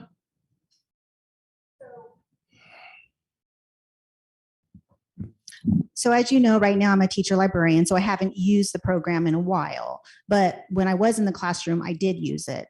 And we used it for testing, and we also had lessons. So though I am one of over 500 teachers in this district, I will tell you what I hear from them is that the majority do not enjoy DPA season because it takes up to 6 weeks away of instruction. And then you have the students that are not finishing it because they're literally just twiddling their thumbs because they're tuned out. Those students are sent to the library or some other place so that they can finish the test. So they're out of class learning. And personally, I know some of the things on iReady that the report states, like phonemic awareness. It doesn't even test phonemic awareness in grades 3 and up. So that's a false report. And that came straight from the iReady representatives themselves. I see more negatives than positives for this. If you ask teachers iReady, many of them will say, sure, give me the lessons that go with iReady. We took away the lessons a few years ago, and now iReady is just 6 weeks of testing, and you can't do anything else. So I hear you that, yes, we need an assessment, but I'm going to say, like, in the literacy committee, we are actually looking at assessments. We're looking at things to give our TKs coming in, our Ks, where are they with their foundational skills? Yes, we need to look at things for our upper grades as well. So I don't have the magic answer for you, but I don't think teachers would be too upset with getting 6 weeks of instruction time back. Diane, I need to correct that, the 6-week piece. I'm The- just saying the 6 weeks because administration 2 window- weeks window to test. That's where I'm coming up The with 6. window is 2 weeks. Each test. Correct. So 6. But it doesn't take 2 weeks to administer the assessment. But it does when your kids are not all doing it, because you'll get like maybe half of them done, and then you're going and looking and seeing, well, we still have these 5 who are not finishing. They're absent. They have to go to another place. They have to be out of class in order to finish. And so they're losing instruction time. And then So I have one more comment and then I'll stop, but you do need to know that we had a team who investigated the top three progress assessment programs nationwide. And of the top 3, one was Northwest Evaluation and the other was STAR from Renaissance. And the third was iReady. And of the 3, iReady was selected as the best one. I will leave it there. Those are just my thoughts. Thank you. Thank you. Yeah, I just. What's my question is, what's the alternative? Okay, we say we don't want iReady. Yeah, we know, we know in education for a long time. We would need many, to bring a team of people together because this impacts teachers. Yeah. And the right thing to do is to bring a team of people together to investigate what comes next. We did this work about a little over a year ago when we were bringing iReady back. And so this work has happened within the last 18 months, I would say. If you would just bear with me for a moment. Is there a problem with this coming back on June 27th so we don't prolong this meeting? No contractual. Whatever the board's desire, but we can bring. Can I ask you a question? 7th if we don't wish to prolong this. Hold on, Trustee McCutcheon, you have a question? So you said you did this about 18 months ago? Correct. And was teachers involved then? Yes. So they were involved then, and who selected the teachers to be involved? That were involved? We had a team of teachers. I would have to call on Dr. Garza because I know she'll remember who they were, but yes, they were involved. I'm just finding it interesting because now we're 18 months later, we're back at it's not working. So I'm just kind of curious if the teachers were involved and if it's not working now, it wasn't working then, but yet this program was chosen. So I'm just kind of like 18 months later, we're back at this again. So it's kind of puzzling to me. I guess if you guys want to table it for the next meeting, great. But I think the teachers need to understand who they're sending to the table to speak for them and their voice. Evidently, they didn't send the right people 18 months ago. So if we have to go back through this again, then they need to make sure they send the right people. I will be in this for 4 years and I will be on top of this. And so we have to make sure it's right because we don't want to keep chasing our tails. If that's an appropriate thing to say. So I think if we have to go back at this again, we need to get it right this time. What is Smarter Balance? Is Smarter Balance the CASP testing at It the is end? Smarter Balance. So does Smarter Balance It aligns. have like progress assessment, progress tools? Yes, there are the focus interim assessment blocks. And those focused interim assessment blocks are newer to the scene. We don't have a large number of teachers trained on how to use that yet. However, we are in progress of trying to expand that and get our trainer of trainers trained. And that actually will come even more so in October. Yeah, so maybe something like that we use, but I mean, I don't want to see this go away and not have any data. That's just my personal opinion, but.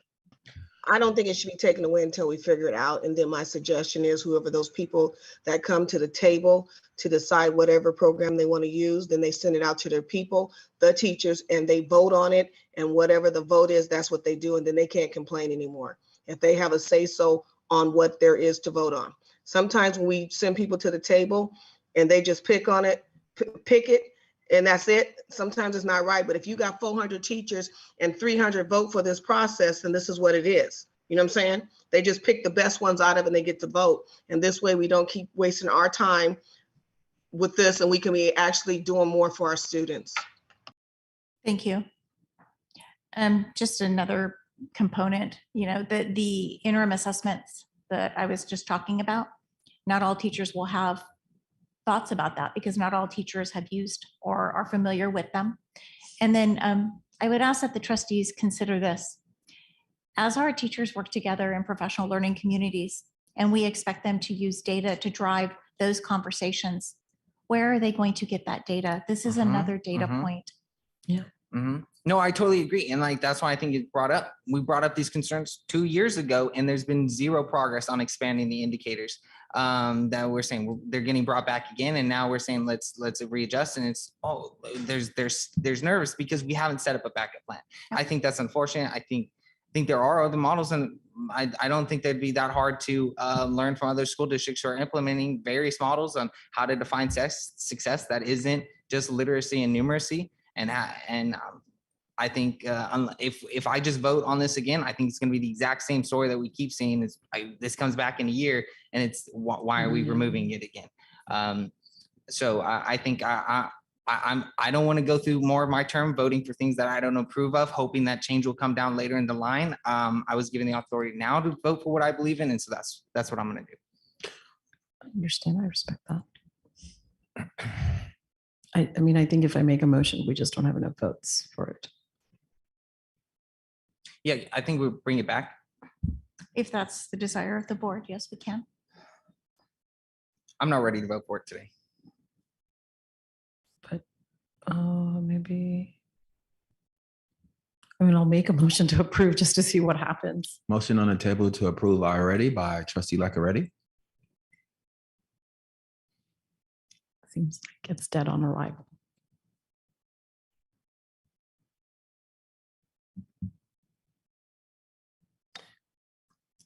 Motion on the table by trustee Lackaretti to approve the iReady contract. Can I get a second? I don't think so. All right, without a second, then we'll bring this back to the 27th. Thank you. I mean, do we want to bring this back if it's not going to get approved? Well, we If still I have may, to- we have talk to about have it. if I can, just chime into that, if it comes back on the 27th, is, it is imperative, and I think you've mentioned that we have to be data informed. And I know that there's maybe some controversies around iReady, and yet it has been vetted and is well known. And I'm not saying that everybody necessarily likes it, likes and so forth, but we do have to have those data points because they do drive instruction for teachers. They do drive the data talks that we have. They do drive that. Are there other assessments we possibly can look at? Certainly, I hear what you're saying, Trustee Espinoza, about other data points too as well. And maybe there's other avenues and ways to do that. I just want to make sure that the district and the teachers are set up to make sure that we can drive that instruction, because they're going to be looking at some of this data right when these kids start in their new classroom. They're going to be looking at where they're at, and not only just the CAS, but also what comes from the DPA. So it's not perfect. The system, as you know, what comes down and how we're tested on the CAS, it's not perfect. It is the system that we are in, though. And so I don't want to see something that has value not move forward or not get the tools necessary for teachers when how imperative that is. But I'm also understanding that some other data points too as well. Yeah, we keep Can I go talking. ahead? Let's don't table it. I'd like to go ahead and second it, but I also like to see you guys look for something else to take the place of or add on to it. But let's go ahead and second it because we need something for the teachers to be looking at starting at the new school year.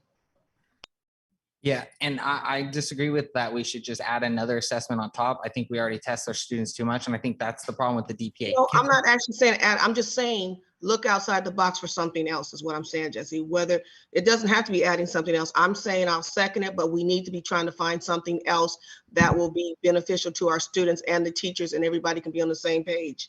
I think what Trustee Espinoza is saying is that's the same thing they asked for 2 years ago. Mhm. So I think he's frustrated with the time as far as saying he's been asking. I understand about being frustrated, but part of our job is making sure that the things we ask for get done. And so that's what we're here for now, Jesse, and we're going to make sure it gets done. Yeah, Okay. and I think like we've tried speaking, but I think our power is ultimately in our votes. And I would not approve another assessment on top of it. Like you're saying, you second it, but if you second it and then you vote for it and say it passes, then if we want another assessment, it's just another one on top of it. And I think like already, like one issue with this, the DPA 3 kids don't really try. I hear that so many times, so many principals that they just don't put an effort into it because we overburn them with tests. We test them all the time. I think if we save those tests, they're more meaningful and we get better data from it. In addition to opening up money and time and professional development training, instead of us training like if we pass this year and then we're saying we want a different one, we're training our okay, so I guess my question, Jesse, is how are we going to find out where our students are if we don't test them? So you're saying not use it, and I'm sorry, go ahead, Jesse. Yeah, this is only a test that happens 3 times a year. And that's the other problem is our teachers do every day a formative assessment, understanding where the students are. And that's the skill we need to lean into, not necessarily a test that happens just 3 times a year. Even though they look at the data, I think we can generate data in other methods, and other school districts do that. So, I mean, so is there a way to test at the beginning of the year, we know where they're at, and then test at the end of the year, maybe take one of them away or something? I'm saying we got to have some type of data to know what's happening with our students. And if we don't have it, then how are we supposed to know what's happening and what's not happening? Right. Yeah. And that's my point. How do we know what's happening on grit? Curiosity, creativity. We don't have no data points on those. How do other districts measure that? You create like an observation rubric. You think they're like any study where there's observing how different programs impact particular like skill, like non-soft skills. They create rubrics and observational graphs that you can observe developmental progress towards certain characteristics, and you create charts that teachers then observe and can say a student is this developmental level on demonstrating this competency, and it's teachers' estimate of achievement as opposed to some computer doing it, and can't even judge a kid's level of motivation. Or I mean, I completely. So that's my last question is, beginning of August, what will we have, or how will we know how to place our students if we don't have that? That's my question.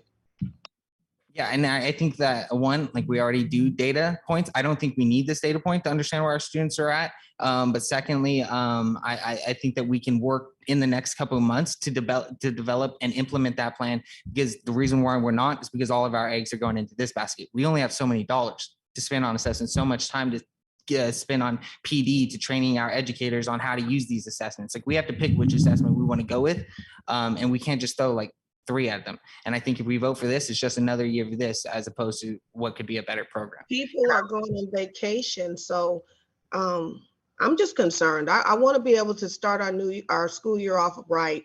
And so in saying that, we won't be able to if we don't have nothing to go by. What would they go by? That's all I want to know is, what are they going to go by if we don't vote on this? What are they going to go by to start our school year off, to make sure our kids are in the right classification of where they should be as far as starting off learning? What are they going to go by? Just what the teacher says they're going to go, where they're going to put them? How are we going to do this? And already we have our African-American kids that are so far behind, and all these other things they're doing is not for them. They're for the English learner and the foster youth. And now we're saying we're not going to go by this. What are we going to go by, and who is it going to affect if we don't do the right thing? And I think, Jesse, what you're trying to say is we really need to flip how we think about education and how. What's our goal? What's our measure of success? I think that's a fundamental question you're asking. This shouldn't be our North Star. Yeah, no, I don't think iReady's our North Star at all, but I see you have this vision, like we need to really flip the script on what we're doing, and we need to do something radically different so that we think about student achievement differently. One of the problems we have is because we're not a unified district. Yes, our K through 8 will do this, but when they go off to high school, they're still going to get assessed on things. So I think we want to think about this. They actually had to create a whole new assessment because iReady doesn't match what they did. So incoming new students, they had to switch and find a new assessment apart from iReady. iReady doesn't align with the high school. Okay, so maybe we use that. Is that what do they use? We don't know. I'm not sure. I'm not aware with the high school. Not But to look at another assessment tool at this time, there would have to be a lot of time. It should be a lot of time. It should be examined. It should be looked at from multiple levels. You should look at different vendors, but also if you're talking about getting feedback from teachers, we did that on the top 3 that we looked at, and iReady was chosen. To do that would take some time. And so again, I want to make sure that teachers have the tools that they need. Again, I don't profess this to be perfect. And I want that. I want to provide that to you. But the issue is, like we said this like 2 years ago, and it's news now that we want to assess alternatives. Okay. I think we should, like, those concerns should have been prepped, and teachers should have been, alternatives should have been looked at. We should have been weighing models. We all should have been prepped on this topic. I don't know. I just seem like and understand, like, we understand you're the experts, but in some ways, like, we can't just take your recommendation. Like, we have to think for ourselves. And like, that's what we were elected to do. And so like, ultimately, like, Right. if we have concerns, we just want them recognized. Yeah, yeah. Why didn't the understand the teachers say something? Teachers were included, but Yes. it's not the answer that you want, is what it seems like. And so we did. We had a committee, and I remember I remember a few of the representatives, but we did go through this process. We vetted those three. This is the one that we selected from those three. Agree with Mr. Meisenheimer. Is it perfect? No, it probably is not perfect. Mr. Espinosa, I understand what you're saying about reading and math assessment and how kids are assessed all the time, and that there are other components of being human that matter to us as educators and as parents, as far as developing those characteristics in our students. But I ask that you think deeply before you make your decision, because we have to have a progress assessment of some sort. That is something that we do have to have. And I think that there are some regulations about that, but we don't get told which ones. We get to choose which ones. You made a comment about twice a year. Currently, it's 3 times a year. Does it have to be 3 times a year? We could revisit that. It doesn't have to be, but it seems to be best practice. Where are they at the beginning? Are we making progress? If not, then what do we need to do to correct that and reteach, provide that intervention? And then at the end of the year, how much did they learn? And how does that impact their placement in the next grade level? If they make progress, if they make progress and then you assess it, correct? We assess it, and that's the results of that assessment would be an indicator as to if progress is made and how and where.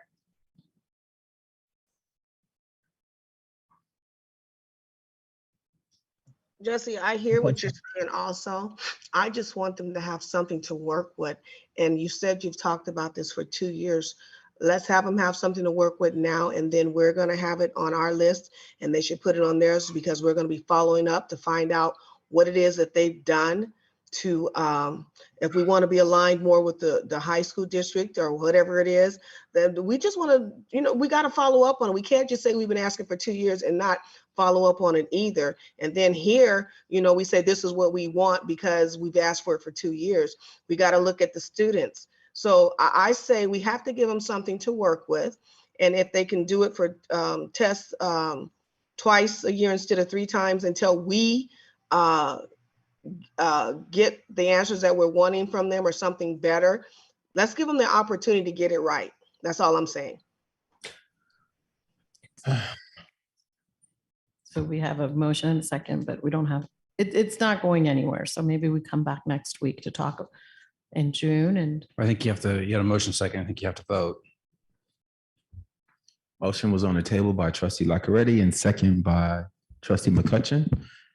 Trustee McCutcheon. I say aye. Trustee Lacqueretti. yes. Trustee. Nay. Yeah, let me get Sorry, your name I'm off sorry. first, sir. Trustee Espinoza. Nay. And I am 2 and nay. So come back in 2 weeks and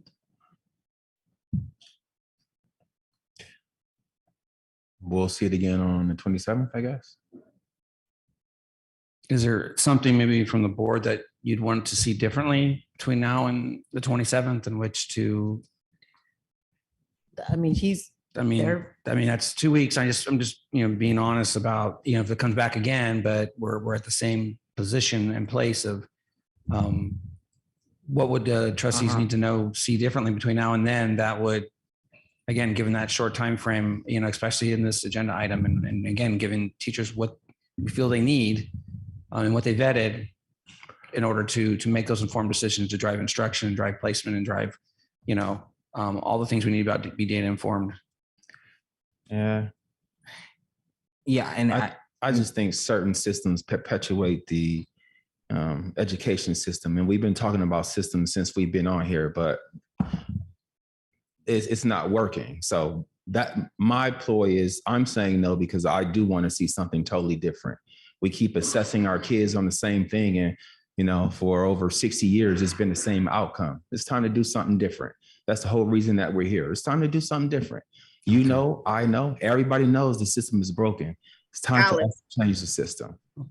Alan, I agree with you, but we have to look at our circumstances right now as we stand. And 2 weeks is not going to make a difference. And so Right, but 2 weeks can start a discussion. okay, so in 2 weeks to start a discussion, but again, it's not going to make a difference in 2 weeks of a discussion because they still need something.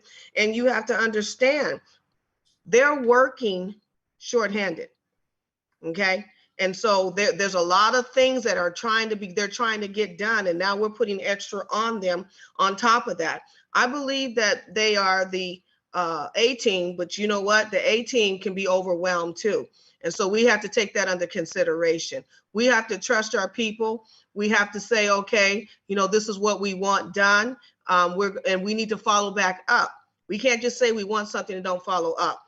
What you guys are asking right now, I think, is to the extreme because of the work that they already have to do, considering the people that we have to do the work with. So that's just my thoughts. I support you guys, you know that, and I try to ride and die with you. But in this case, I think that we're asking for a little much considering our circumstances. That's all. What we're asking them to do is in 2 weeks, bring back iReady, but also bring back alternatives. And then if iReady comes above, then great. If we don't have any alternatives, then you know, great. But you also ask for the teachers to be involved, and they're on vacation. You can't bring back something that they're not involved in a part of. Again, you're leaving them out. Right, yeah, the teachers are off, so that's, yeah, the teachers are off and we can't vet it right now. In 2 weeks, it's almost impossible to go out and find. I would say it would take several months in which to actually go not? through and vet something and get feedback. We're not we trying make to a vet decision. anything. We're just trying to start a conversation. I think everybody's missing the point. We're not saying in 2 weeks come together with a whole program. We're saying in 2 weeks come together, come with the conversation and say, hey, yeah, I think iReady is better than this over here because I've looked at this, or I think iReady is, we have nothing to compare it to. We're just saying, okay, we know that standardized tests don't help. We know that African Americans and people of color on standardized tests, it doesn't help. We see that for 6 years, but we're going to continue to do it. What we're saying is in 2 weeks, let's have a conversation. And then after that conversation, iReady comes out on top, then great, we'll vote for it. But right now we don't have, you're just saying, hey, this is what it is.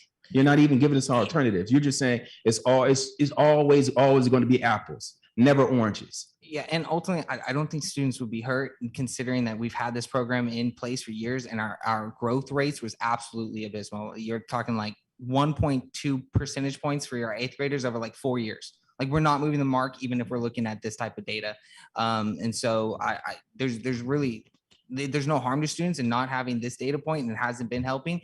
But there is harm in continuing down paths that one, take away students like motivation to do work, but also just totally cave all of the resources and time and energy of a school system to 2 data points that that aren't everything, that don't describe everything we want for our kids. And I'll just say last point, it's like, I don't want this to be the way we get things done, but we brought this up 2 years ago. And the only reason alternatives are being talked about now is because we're going to vote it down. It's not going to happen. So I don't want the board to have to take hard stances and say, hey, this isn't what the community wants before the district brings alternatives through.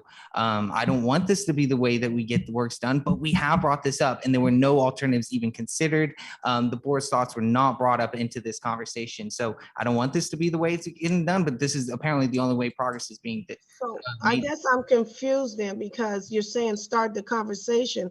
Start the conversation with who in 2 weeks? Who's going to be involved to start the conversation? Same people that's talking about it right now. We're talking about iReady right now. What do we know about iReady? We don't know a lot. What are some other alternatives? Do we know? But I think that's what she said, like 18, they brought 3. But it was all of the same type of system that are angled in the same way. So which provider does what iReady does the best? But we don't want what iReady does. We want larger and more expansive view of what success is for kids. And we also heard from the president, who is Yeah, no, I'm asking. We I mean, also she just said, it's just, we also heard from the president of one of our unions. I considered hers. I'm not saying like nothing. I'm Oh, and just know that maybe they're willing to do it for test twice a year until we figure this thing out, until that group comes together with the teachers and everybody to get this thing right. I mean, right now we're saying, let's just hold off and let's have a conversation in 2 weeks. You guys had 2 years and now you on this watch, you want to do it on our watch. I'm saying, let's work with them. Let's work with them, you know, and hey, look, what is, if we brought the teachers president up, let's bring her back up. Let's hear what she has to say.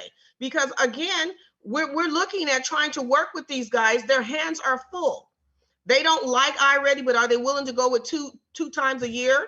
Or do they say, let's just keep having a conversation? And then let's make sure too, that the teachers are involved. In 2 weeks, they're not.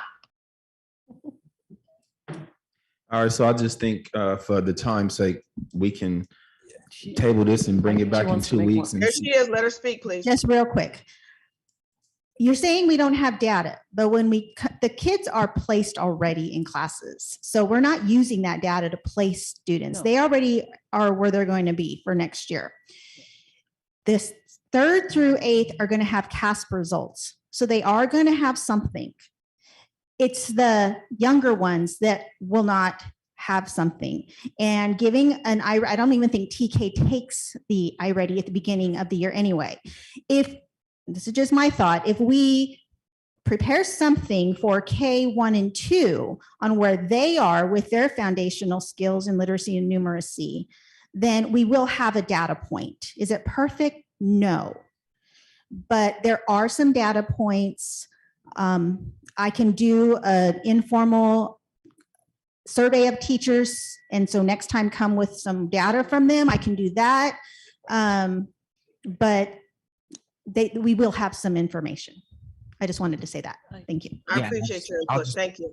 Yeah, and I'll just briefly clarify, like that's what I think the next best steps would be is not, we're not voting on a new plan next week without teacher input or anything. I want alternatives brought, different frameworks. Maybe it's 2 times a year, maybe it's a different assessment. Maybe if we're wanting to do, you know, like CBE grading, and that's how we're judging success, you come with that alternative, tell me how long it's going to take, what it would take, give me the steps, an idea, and then we can make educated decisions on what's the best path forward and what's a negotiation, where do we ultimately want to be and what do we have to do in the meantime to scoot along. But right now we don't even have any alternatives. We're just being told take it or leave it.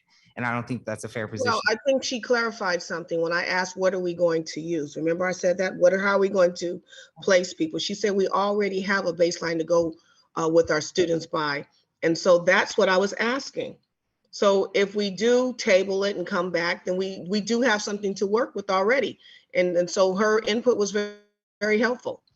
That's what conversations do. That was helpful to say that we do have CASP so that they get played. Maybe we don't do we don't do the DPA right away. Like first we wait for like 3.5, 4 months so that people actually learn the material that's being taught. And so is the test when iReady, whatever that is given, are the questions based on what has been taught or what they're going to teach?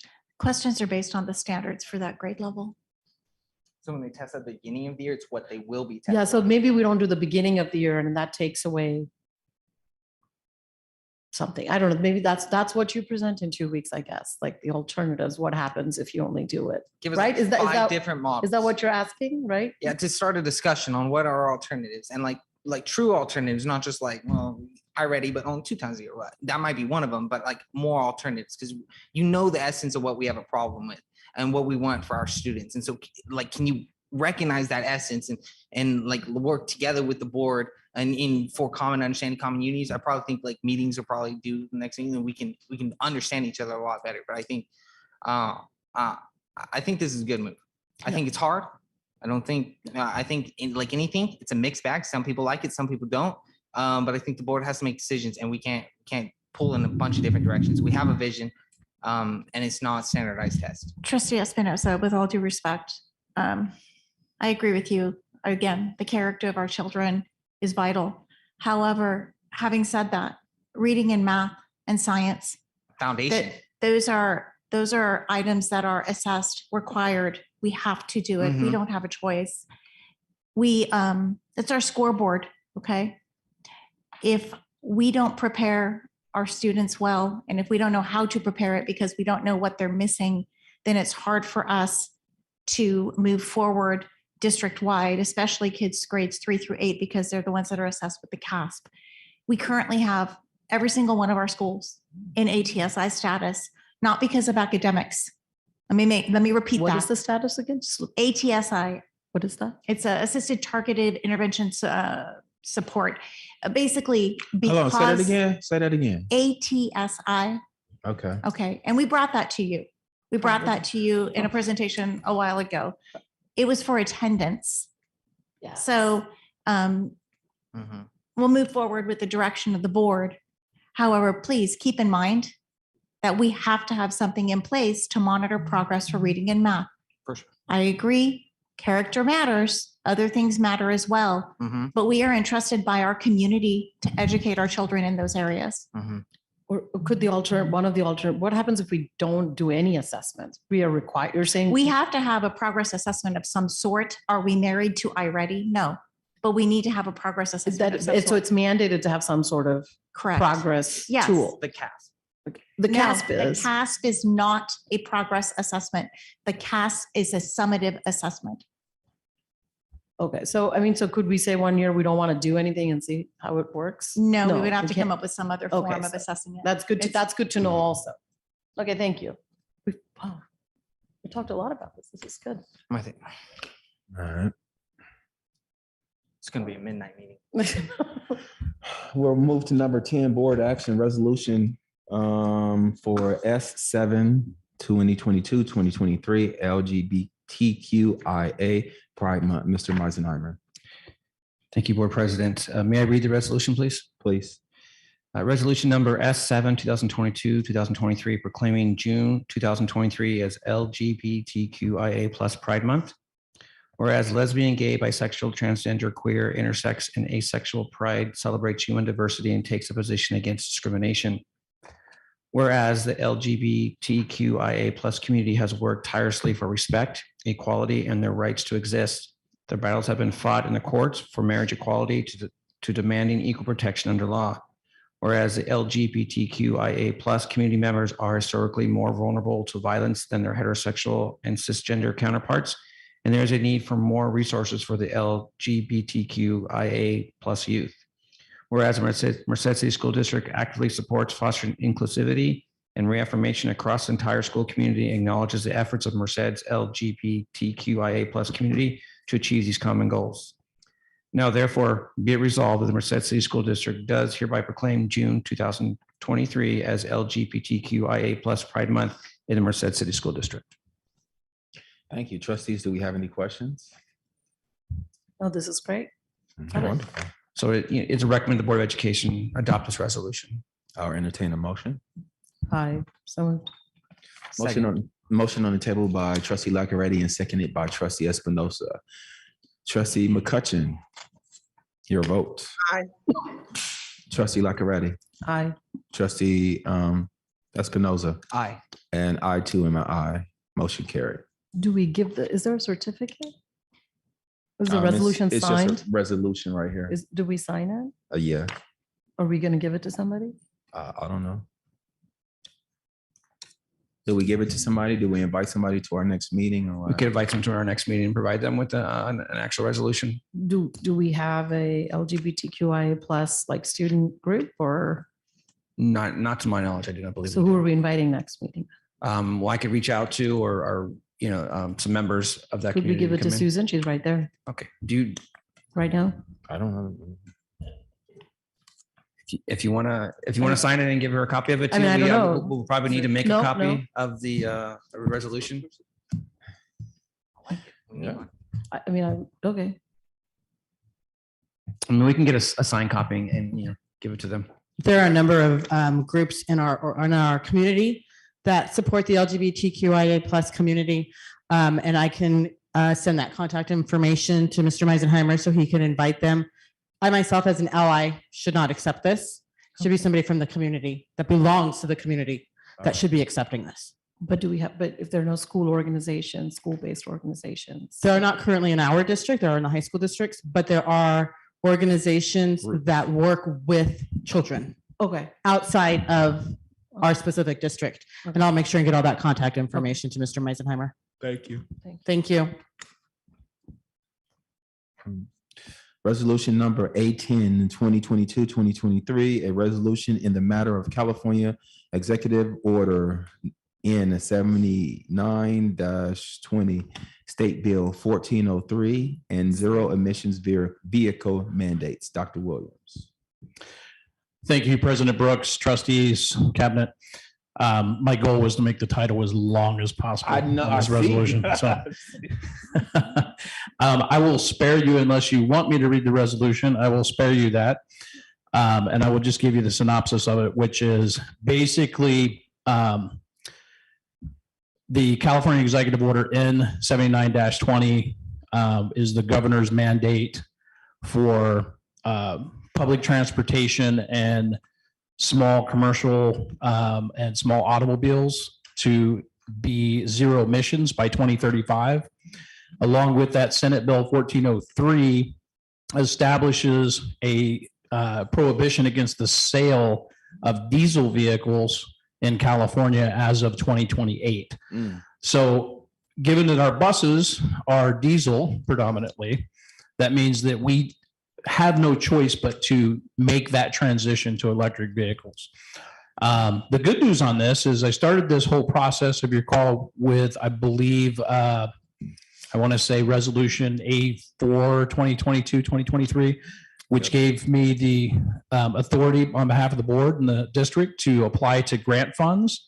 So what this resolution does is it actually allows us to accept the $4 million that I got for the purchase of electric buses, and then another 2 million, let me find the number here correctly, 2,299 and $251 for, so almost $3 million for being able to purchase the infrastructure that we need. So altogether, almost 6.3 million.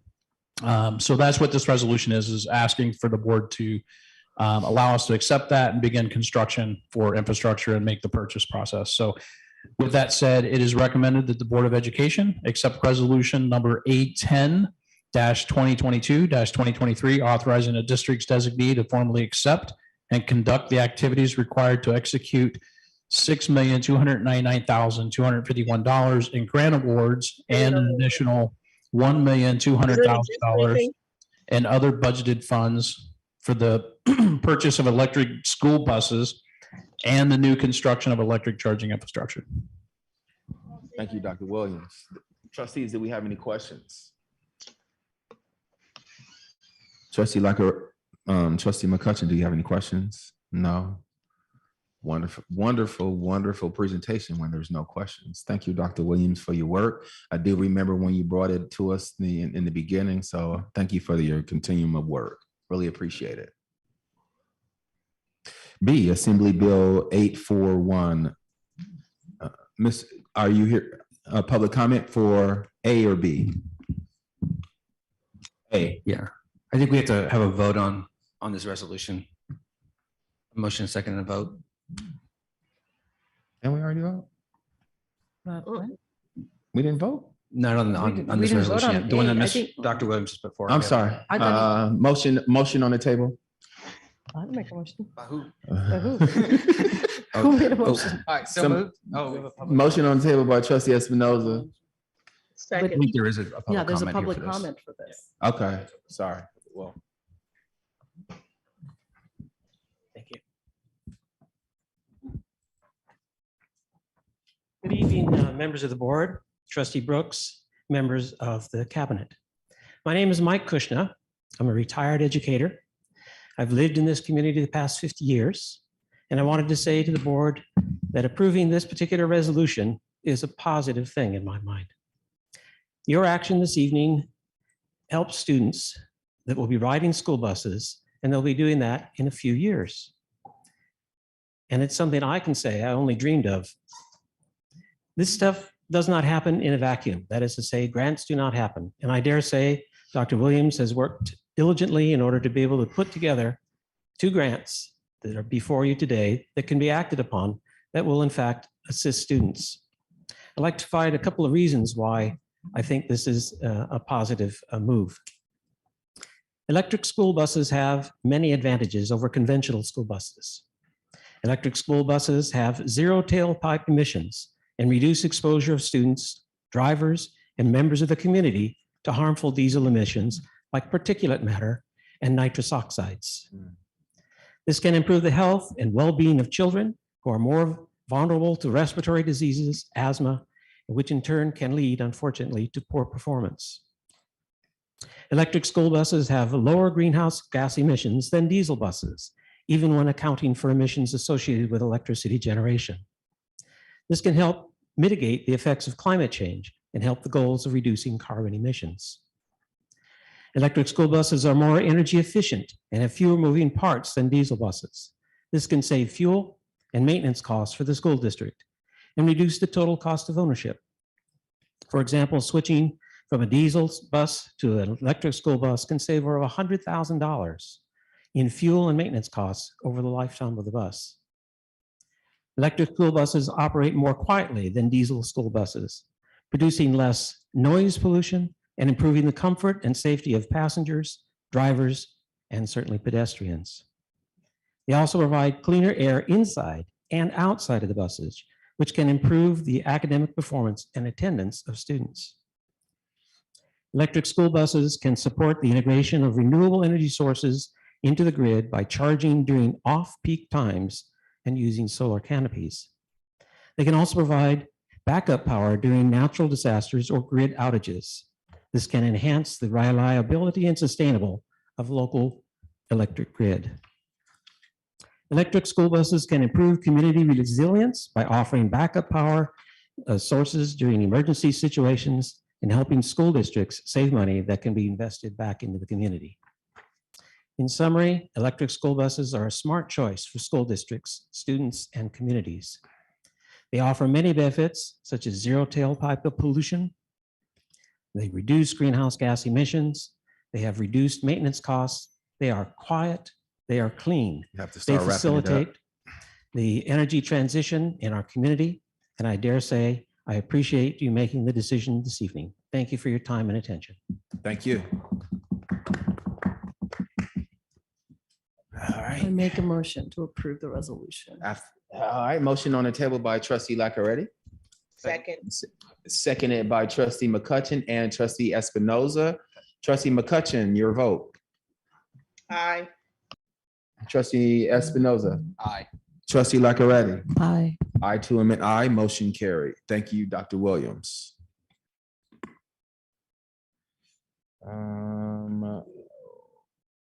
We're on C. No, we're on B. Assembly Bill 841, Cal Shape HVAC Verification Service Contract. Dr. Williams. Yes, this is a service contract for verification services. This is kind of a multi-echelon thing that's happening. So let me break it down kind of layman speak here real quick. We have a requirement to participate under the Assembly Bill 841 Cal Shape grant funding to do verification reporting of the work that is done. In the grant, the $189,810 is what we qualified for. That's basically what we're being charged for the services. And that is part of the grant funding that's actually allocated to cover the verification. What the verification is basically this company, which is Cumming Group, would monitor our selected contractor who will go out and do the HVAC assessments that's required under the Cal Shape program guide.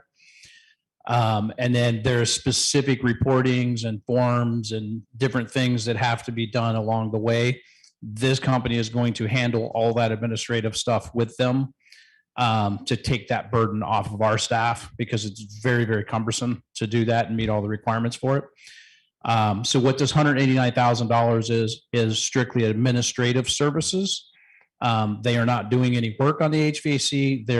They are going to manage the contractor that we selected which will be coming to you for a bid award for recommendation for the June 27th. We had done the advertising, if you recall back on my last presentation about air quality, we had that out for bid. That bid has closed. We have a recommendation, but we couldn't close it and get it in time for this board, which is why it'll come to you on the 27th. Once that is well, if you approve that, then once that is done, we'll be able to move forward, and that's where this verification contract comes in play. So I hope that makes sense. It gets very complex very quickly. So, okay. With that said, it is recommended that the Board of Education approve the verification services contract for $189,810 for a coming group to meet the requirements of the California Assembly Bill 841 program guide. So I have a question. Here it says MCSD received a total authorization of $1,836,280.80, correct? So based on a comment earlier and this resolution that in May 10th of 2022, was there an assessment done in 2022 of all our HVAC systems? There was a limited assessment. It does not meet the AB 841 guidelines. So that assessment was done as part of our pilot study that we did, which helped us determine whether we could run MERV 13s, which we are running MERV 13s. And so that's what that assessment did. The assessment that's required under Assembly Bill 841 is a lot more in depth. There's a lot of different steps to it and different things they have to check the block on. So this $189,000 is not part of the $1,836,000. It is part of that total award. It's extracted from that. So we've got whatever this total is. Let me put my glasses back on here. The total of the $1,836,280.80, that this $189,810 comes out of that total. There is also about I don't have the exact number in front of me, but I'm going to say roughly 400,000 that comes out of that, which is specifically earmarked across sites for CO2 monitoring, which is part of the program that we'd already laid out in our HVAC improvements with Train. So we'll use some of the AB 84 money to program or to pay for those projects and those program improvements. The rest of it, the 1.3 that's roughly left, that is what meets the recommended vendor that'll come back on June 27th. The rest of that funding would go to that contract for them to do the formal assessments required under AB 841 to that standard under the program guidelines. So we're going to do, and that's so, wow. They're not the same assessments, totally different things. So the MERV 13s, limited assessments, can all our HVAC systems have this MERV 13? They already do. They already do. Already do, have been. All of them? Yep. Even like the 45-year-old systems? Okay. Yes. And so this administrative contract, services contract for $189,810 will do an assessment of all the HVAC systems.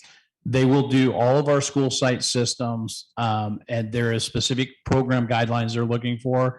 They will come back after that, and then they will make recommendations, not just based strictly on life cycle, based on functionality, based on opposition, based on a lot of different factors that go into that. And then from there, it will qualify us by meeting the specific program guidelines. It will qualify us to apply for additional AB 841 monies in the next round, which will help us pay for replacements or repairs as needed. That being said, we are still moving forward with the other project, which is all of the building automation systems, which is part of that consistent ventilation, which is what's going to drive down that CO2 and drive down the VOCs. So it's all about the ventilation and the dilution of air. So there's multiple different phases working, and they're all simultaneously overlapping, and none of them move as fast as we'd like, but they are all moving. Because I also got the email that said that, from multiple people saying they recommend that we replace all of our HVAC systems, then I understand then it can lead to like bigger issues. So what would you say to someone who says, well, why aren't you replacing? You have a lot of money. Why aren't you replacing all the systems? What would you say? to them? Because there's no sense in just running out and replacing it. It's like me looking at your car and saying, your car is 10 years old, go buy a new one. And you're like, my car is fine. You know, it's a very subjective statement to make without understanding why you're telling someone to replace it.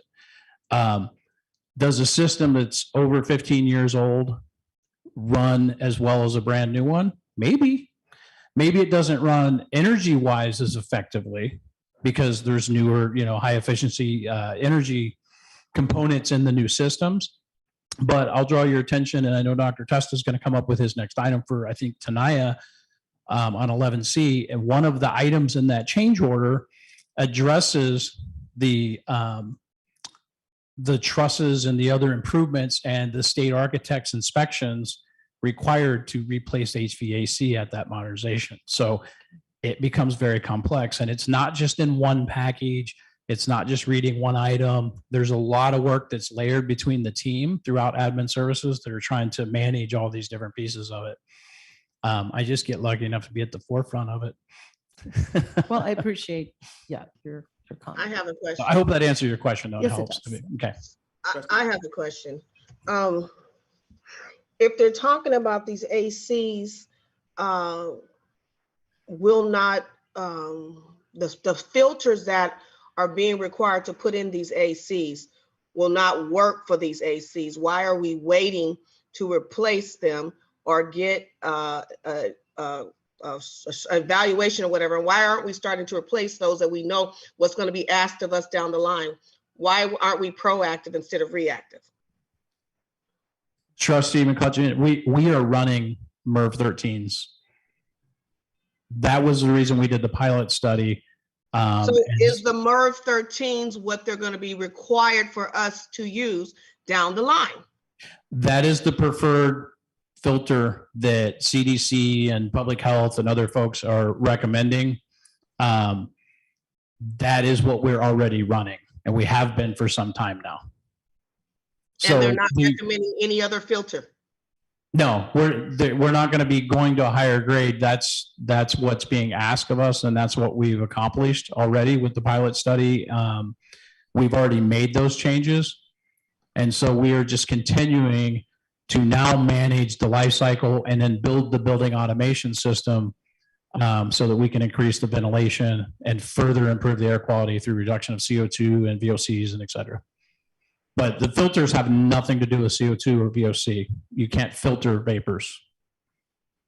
Okay, I'm just trying to figure out why that the air system keeps coming up, and you guys say that you're doing different things, but yet we keep hearing people come to the podium and talking about the air system. I'm a little confused on what's happening here, but okay, all right. And then with MCOE's, the email that he sent was saying, why aren't you guys changing them? They did it.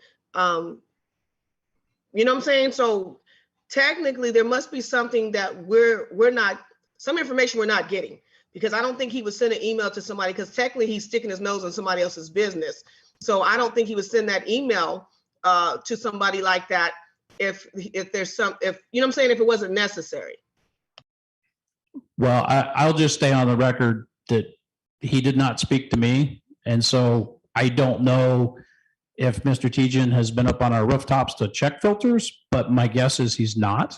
And I don't think he spoke to anybody who had any technical experience within our district to be able to really respond to the conditions of our systems. My guess is he responded just simply stating that, you know, we needed to evaluate it and make sure we have a handle of it. I'm very confident we do, and I'm very confident that we're moving forward with the right steps. I understand there is a lot of, we'll say, verbiage going on in the community, but what I can tell you is we are continuing to move forward with the right steps, and we are continuing to stay diligent in our efforts. Okay, thank you.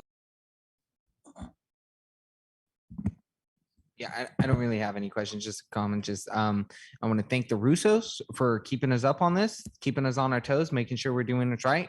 Of course, we appreciate that, and then appreciate all the work that the district is doing.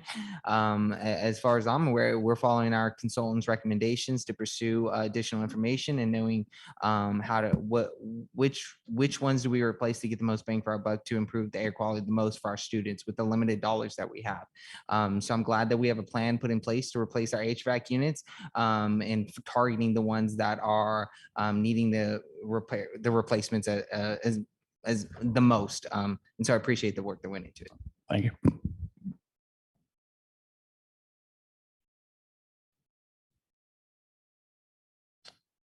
If we, trustees, do we have any other questions, concerns?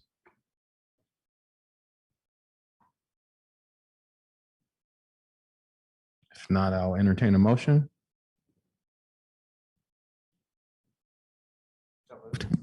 Motion on the table by trustee Espinoza, Second. seconded by trustee McCutcheon. Trustee Laccaretta, your vote? Yes. Trustee Espinoza, your vote? Aye. Trustee McCutcheon, your vote? Aye. I too am an aye. Thank you. I propose a 5-minute break. Yeah. Bathroom break, whatever you need, stretch your legs, and we are breaking at 10:05 and we'll come back at 10:10 promptly. You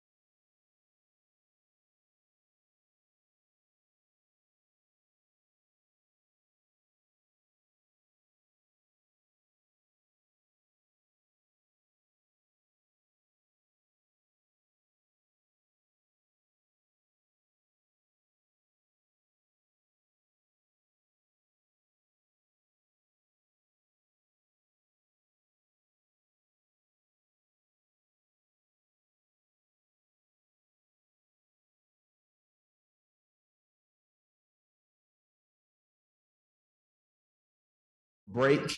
I did say a 5-minute break, but some people took a little longer than expected. So Oh, all right. Tenaya Middle School and Sheehy Elementary School Modernization Project, proposed change order, Dr. Testa.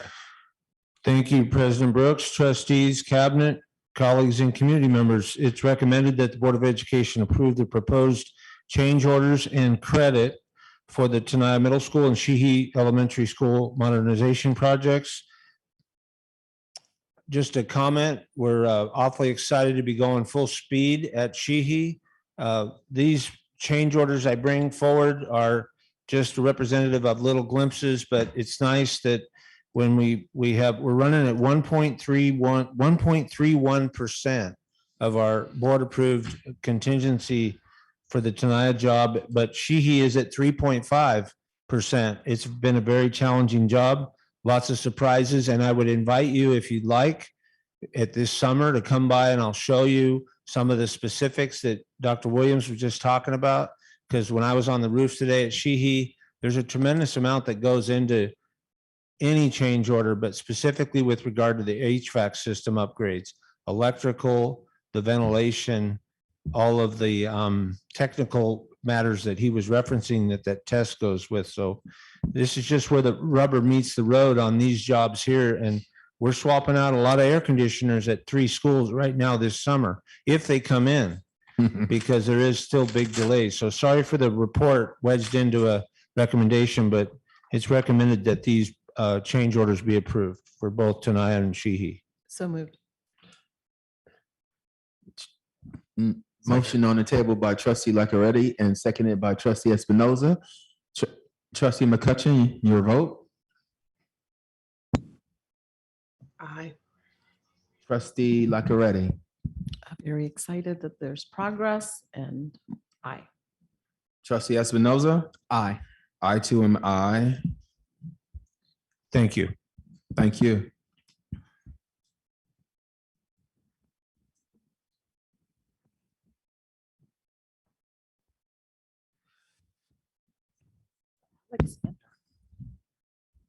We're on 12B, single plan for student achievement. Dr. Castro and Mr. Alexander.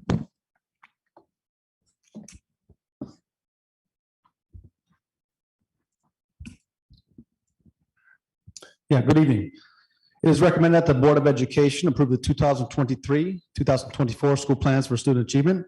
They'll be in effect from June 2023 through June 2024.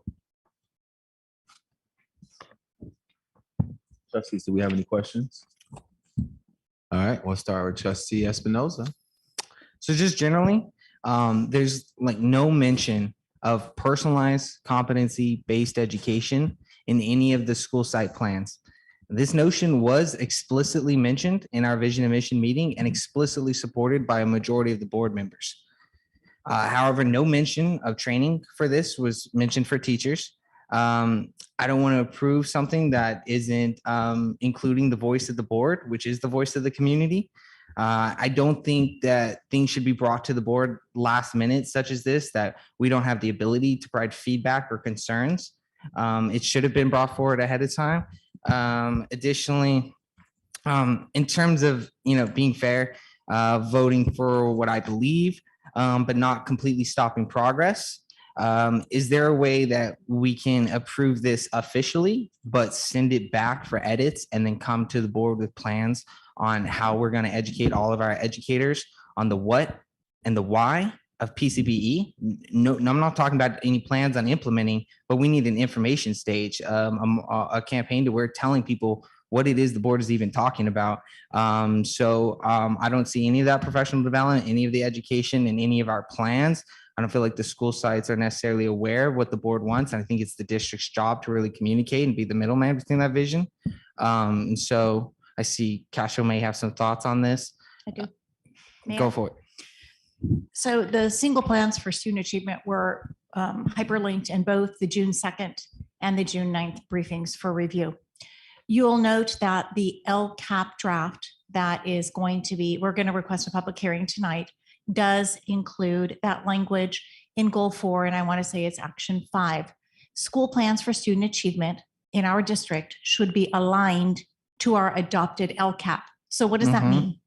That means that this concept that is being presented of personalized competency-based education is something that would need to be approved in that LCAP first before we then ask our school sites to adopt the same. So it is in the LCAP a tiny bit. I'm not done. For sure. Okay. And so what you're asking for was not expressed to my department in my tenure. It was not a directive to my department in my tenure. However, if it is expressed as a directive, then perhaps we can resort a plan if that's the direction we need to go. So let me be clear.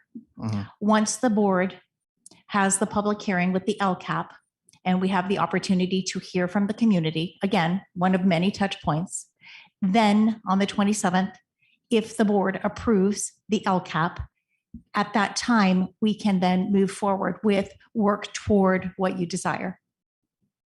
Okay, for sure. And so kind of like in the same spirit of my request that we officially approve this, but we understand it's a working document, a live document. Correct. I'm all for that. I'll just say, and I guess we can get to when it's the LCAP time, but like how do we plan to isolate a competency-based education system to a particular student group, considering it's like a system-wide change? Because with best practice, you start with a small group and then you scale whatever that initiative is. It's a common practice. When you are going to pilot something new, you start with a small group, you learn from whatever it is happens in that process, because usually when you're piloting something new, there's a lot to learn. And then if you find it successful and effective and makes sense, you can scale it.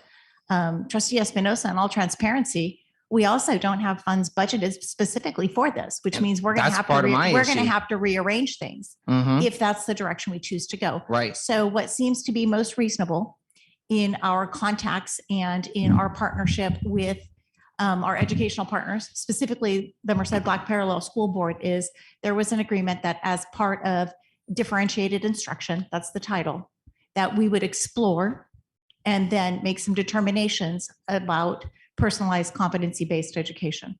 Yeah, but that wasn't just an idea from the Black Parallel School Board. No, They got it that. was not. They got that from us and my Perhaps. conversations that I've had with them. But even to that extent, it was you. I agree that you would do a pilot study and you do it a slow measure with a smaller group, maybe a school or whatnot. But I don't see how you'd possibly disaggregate into particular students for a system-wide change where now students are getting measured and given instruction by their teacher based on a new system and a new standard of success. And yet they have students in their class that are, different races, but they're trying to teach to different systems. It would never work. It's a system-wide change. It's not just a particular program that you can pull kids aside and they're getting 15 minutes of a program in a day. It's the entire system has changed. The goals at which we're aligning for students and what success is, that's what gets changed in a PCBE system. And so it would be impossible. And so I would just that's why Black Parallel School Board mentioned it. And that's why the district seemingly put it in as goal number 4, specifically for African-American students. But I don't even think the district has taken it seriously enough, and the district board has said it, to even look into what this system-wide change is to understand why it can't be done just to African-American students. It's a system-wide change. And so I think that's a little frustrating. I think that including the LCAP seems like a token measure that, okay, people are saying it, so let's do this little thing and then no one's going to talk about it again. That's not what we're talking about here. We're talking about system-wide change, that public education itself needs to change and can change and has changed. It's just not a Merced City. It's 10 years behind innovative models, and I don't think that's right for the Merced kids. And so this is just getting really frustrating that the boards, the wishes are just completely being ignored and tokenized. And we're made to be the disruptors when we're saying that this is what we've said for quite some time. So I mean, why am I gonna, I think that the fact that it's not in the budget, isn't that a problem? The board has been explicit. I'll about this? repeat, I did not receive that directive in my tenure in this role. You're saying from the superintendent, right? Correct. Yeah, for sure. For sure. And yeah, and I think that's why we're in the situation partly we're in right now. So fair enough. Fair enough. I appreciate all the work that you guys do and pushing towards it. I just think this is something I'm passionate about, and no good reason is given other than it why we shouldn't do this, other than it takes a long time to do this. And I'm completely fine with that. But that has been the excuse to not even start. I haven't seen step one. I'm not expecting this to be done in one day. I expect it's probably a 5-year plan. But I haven't seen that draft. I haven't even seen the idea of how we anticipate to timeline this out. And I don't want to wait another year before I even start to see that. And so I'm being more heavy on this now, that I'm not voting for any plans that don't include the board's vision. I think that that's gone on too long. And I understand that there are reasons why work takes a while to be done, but work is being done. It's just not the work the board asked for. Plans are being made, programs are being implemented, professional development is being planned. It's just not on what the board asked for. So I think that's an issue. Thank you for that. So I have a slightly different take. We're gonna have a special board meeting to talk about. Did we all agree as a board that we're gonna do personalized competency-based I'll send you education? timestamps. Yeah, it would be good for my memory Yeah, because and I I thought sent we the were gonna email to- talk Go about for it. I thought we were gonna talk about it. Did we all vote on Yeah. that this is the direction that we're moving in? Yeah, and there was even question, it's even funny because there was even questions of, well, what does that mean? What is Yeah. the definition? We got into definitions. We remember. established who agreed with it. And I can send you timestamps because I sent it to Diana Jimenez and I said, hey, look, this is what we agreed to. And she said, I'll get right on it. And that's why she started to bring us forward agents and consultants like the Learning Institute. She brought us forward consultants to learn this, but then it kind of fell on the radar. And now we have new administration and the plan is completely dead in the water. So she had already brought us consultants to do it. The work has just stopped. And then are we when are we gonna socialize with the teachers? That's what I'm saying. We need to start an information campaign. So do we even so maybe, I want a plan from the district. Right. Again, and not to, to continue to go over this, but again, whatever, the previous superintendents has brought or not brought, unfortunately, it has not made it, to where we need to be. I'm not familiar with, as I Dr. wasn't aware Castro we had is. consultants. We didn't Yeah. budget for that. No, in our executive cabinet meetings, there was never wild. Well, executive cabinet meetings, there was never discussion. So with that, we have to probably almost start, and you're right. I understand your frustration. We have to start. It's just, the plans are based on what we have and what we've been working with. And we have to start with probably with a special board meeting again to get those goals and Did visions you and guys so forth. listen to the board vision and mission meeting, or are you only taking directives from Diana? Well, we listen to them, or we, go back, but again, we work for the superintendent. And so, for sure, if she's talking about, or whoever it may be, in the superintendent role. So I understand and I hear that. I just think that we have to kind of almost step back a step if there is one, and just kind of, relook at that and then determine the next steps from going from there. So that's going to be, like you said, it's a long process, but your frustration is it hasn't started. But these plans aren't going to that because there was never any directive or work that was done in that area because it was never brought forward. Because I think, so we talked about it during our board vision and mission thing. And that's why she was bringing consultants. Yeah, so I think at that meeting, I thought we said, let's look into this and let's start talking about it versus we're going to implement it. Yeah, we're got a majority. on the verge of change. And then I really want to go back and Who do you think disagreed with it? I don't think I disagree with it. I just think we need to have an actual session that is not part of Make it more clear. I'm for that. Yeah, so not part of a vision and mission where most of them were not here. It was just us and Diana and one of the consultants. So it was just us, and most of them were not here. So And it's not documented in our core values, in our vision, or in our mission. The term is not there at all. Yeah. And that was part of the cover, right? Like that's why, but certain words were used, like student-centered. If you look up like the National Center for what student-centered learning is, it's competency-based. To be student-centered, you have to be competency-based because you're not aligning to some idea of what students should be at a particular time. You're measuring them based on where they're at a particular time. So if that is the model and the terminology, then student-centered isn't. I would hope that the board would consider revisiting the language in our value and in our vision and mission so that it's clear to the staff that are serving. 100%. Right. And then that would be part of a board, again, a board workshop, to look at that again. And I hate to say that, but Fair enough. People at this table weren't unfortunately, part of that Yeah, I don't discussion. think any of you were here that No. day. I think it was just the. We may board. have, we may It have was just- heard it, but we go to our executive cabinet meetings and also the superintendent's discussions with Dr. Castro. There was never a discussion on to move forward or next steps, in that area. Yeah. So I'm just being, truly, true and honest, where that is. Thank you. So. Fair enough. And then if you would please send that to me so that I can. The timestamps, yeah, Gotcha. where we said yes, and I'll forward the email to Brian. yeah, because I think it would be important, like even to see how we get, like, what does it look like? What is a 5-year plan? Like, I don't know. That's not us. Yeah, that's not. What is a 1-year plan look like? What does a 2, 3, 5-year plan look like? And then we vote on it and, right? I mean, do the yeah. But I'm with it. Yeah. So I make a living document. We can come back to these plans. I'm with it. Yeah, I make a motion to approve this plan. Motion on the table to approve the plan with edits. Motion on the table by trustee Lucarelli and seconded by trustee Espinosa. Trustee McCutcheon, can I have your vote? Aye. Trustee Lucarelli? Yes. And trustee Espinosa? Aye. And I too am aye. Motion carries. Thank you. Thank you. English Learner Master Plan, Dr. Castro and Mr. Alexander.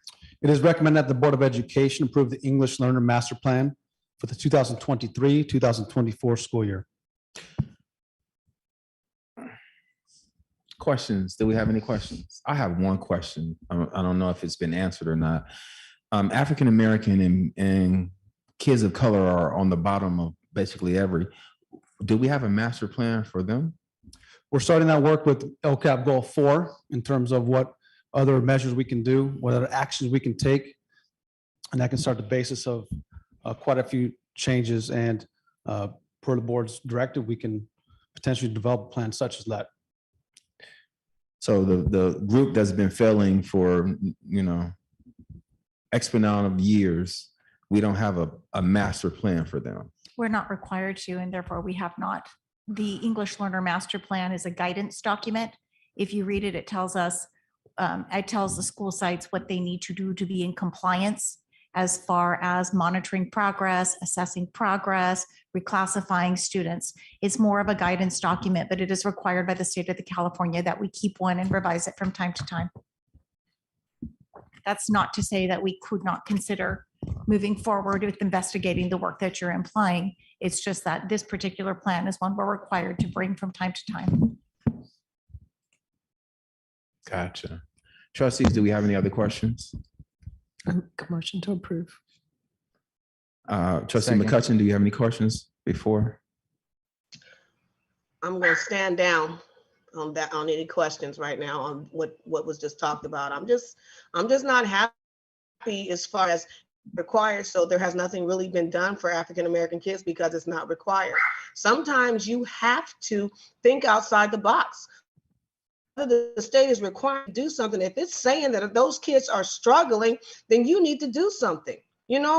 I have a problem with it's not required. So I'm not going to ask any more questions.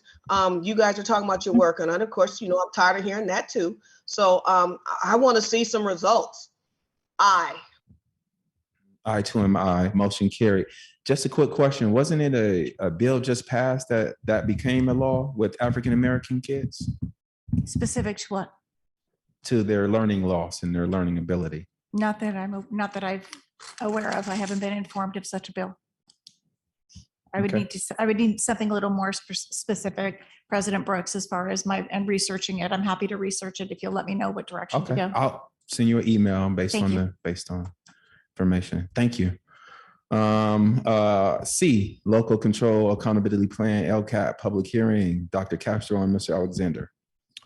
Thank you. Prior to me recommending the opening of the public hearing, I would like to remind the board that Ms. Linda Parker will highlight fiscal impacts during agenda items 13A and B later this evening.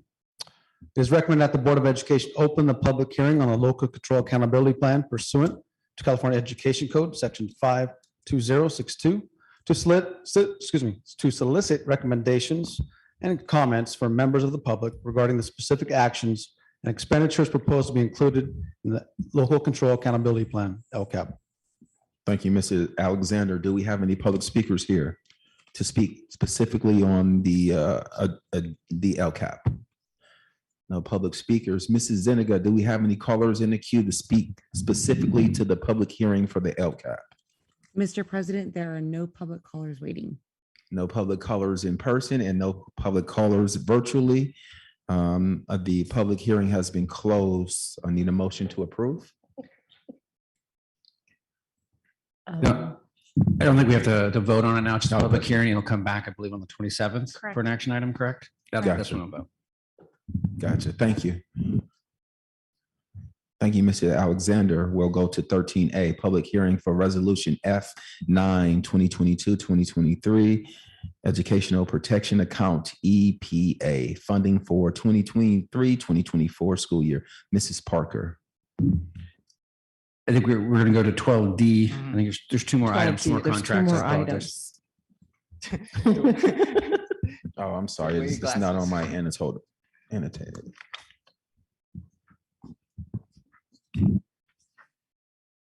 Oh, 12D, Paper Education America Incorporated Agreement. Thank you. It is recommended that the Board of Education approve the contract for tutoring service with Paper Education America for the 2023-2024 school year. Trustees, do we have any questions? Motion to suspend bylaws. A motion on the table to suspend bylaws. I'll second it. Seconded by trustee Lackaretti. Trustee McCutcheon, your vote on suspending the bylaws. Aye. Trustee Lackaretti, Yes. trustee Espinoza. Aye. I too am aye on suspending the bylaws. Paper Education America Incorporated Agreement. Mr. Alexander. He read it already, right? Correct. Yeah. All right, trustees, do we have any questions? No, I make a motion to approve. Mhm. I think this was just clarifying that from last week, we had, Correct. yeah, and we got in the board briefing. Thank you. No questions. Motion on the table by trustee Lackaretti, Oh, second. seconded by trustee Espinoza. Trustee McCutcheon, your vote. Aye. Trustee Lackaretti, Aye. trustee Espinoza. Aye. I too am aye. Motion carried. Boys and Girls Club of Merced County contract. Thank you. It is recommended that the Board of Education approve the Boys and Girls Club contract for the 2023 through 2025 school years, beginning July 3rd, 2023 to June 30th, 2025.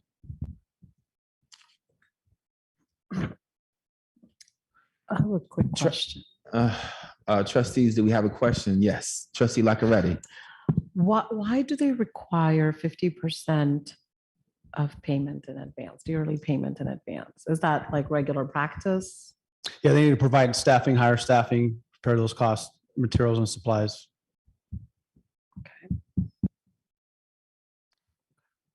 Okay.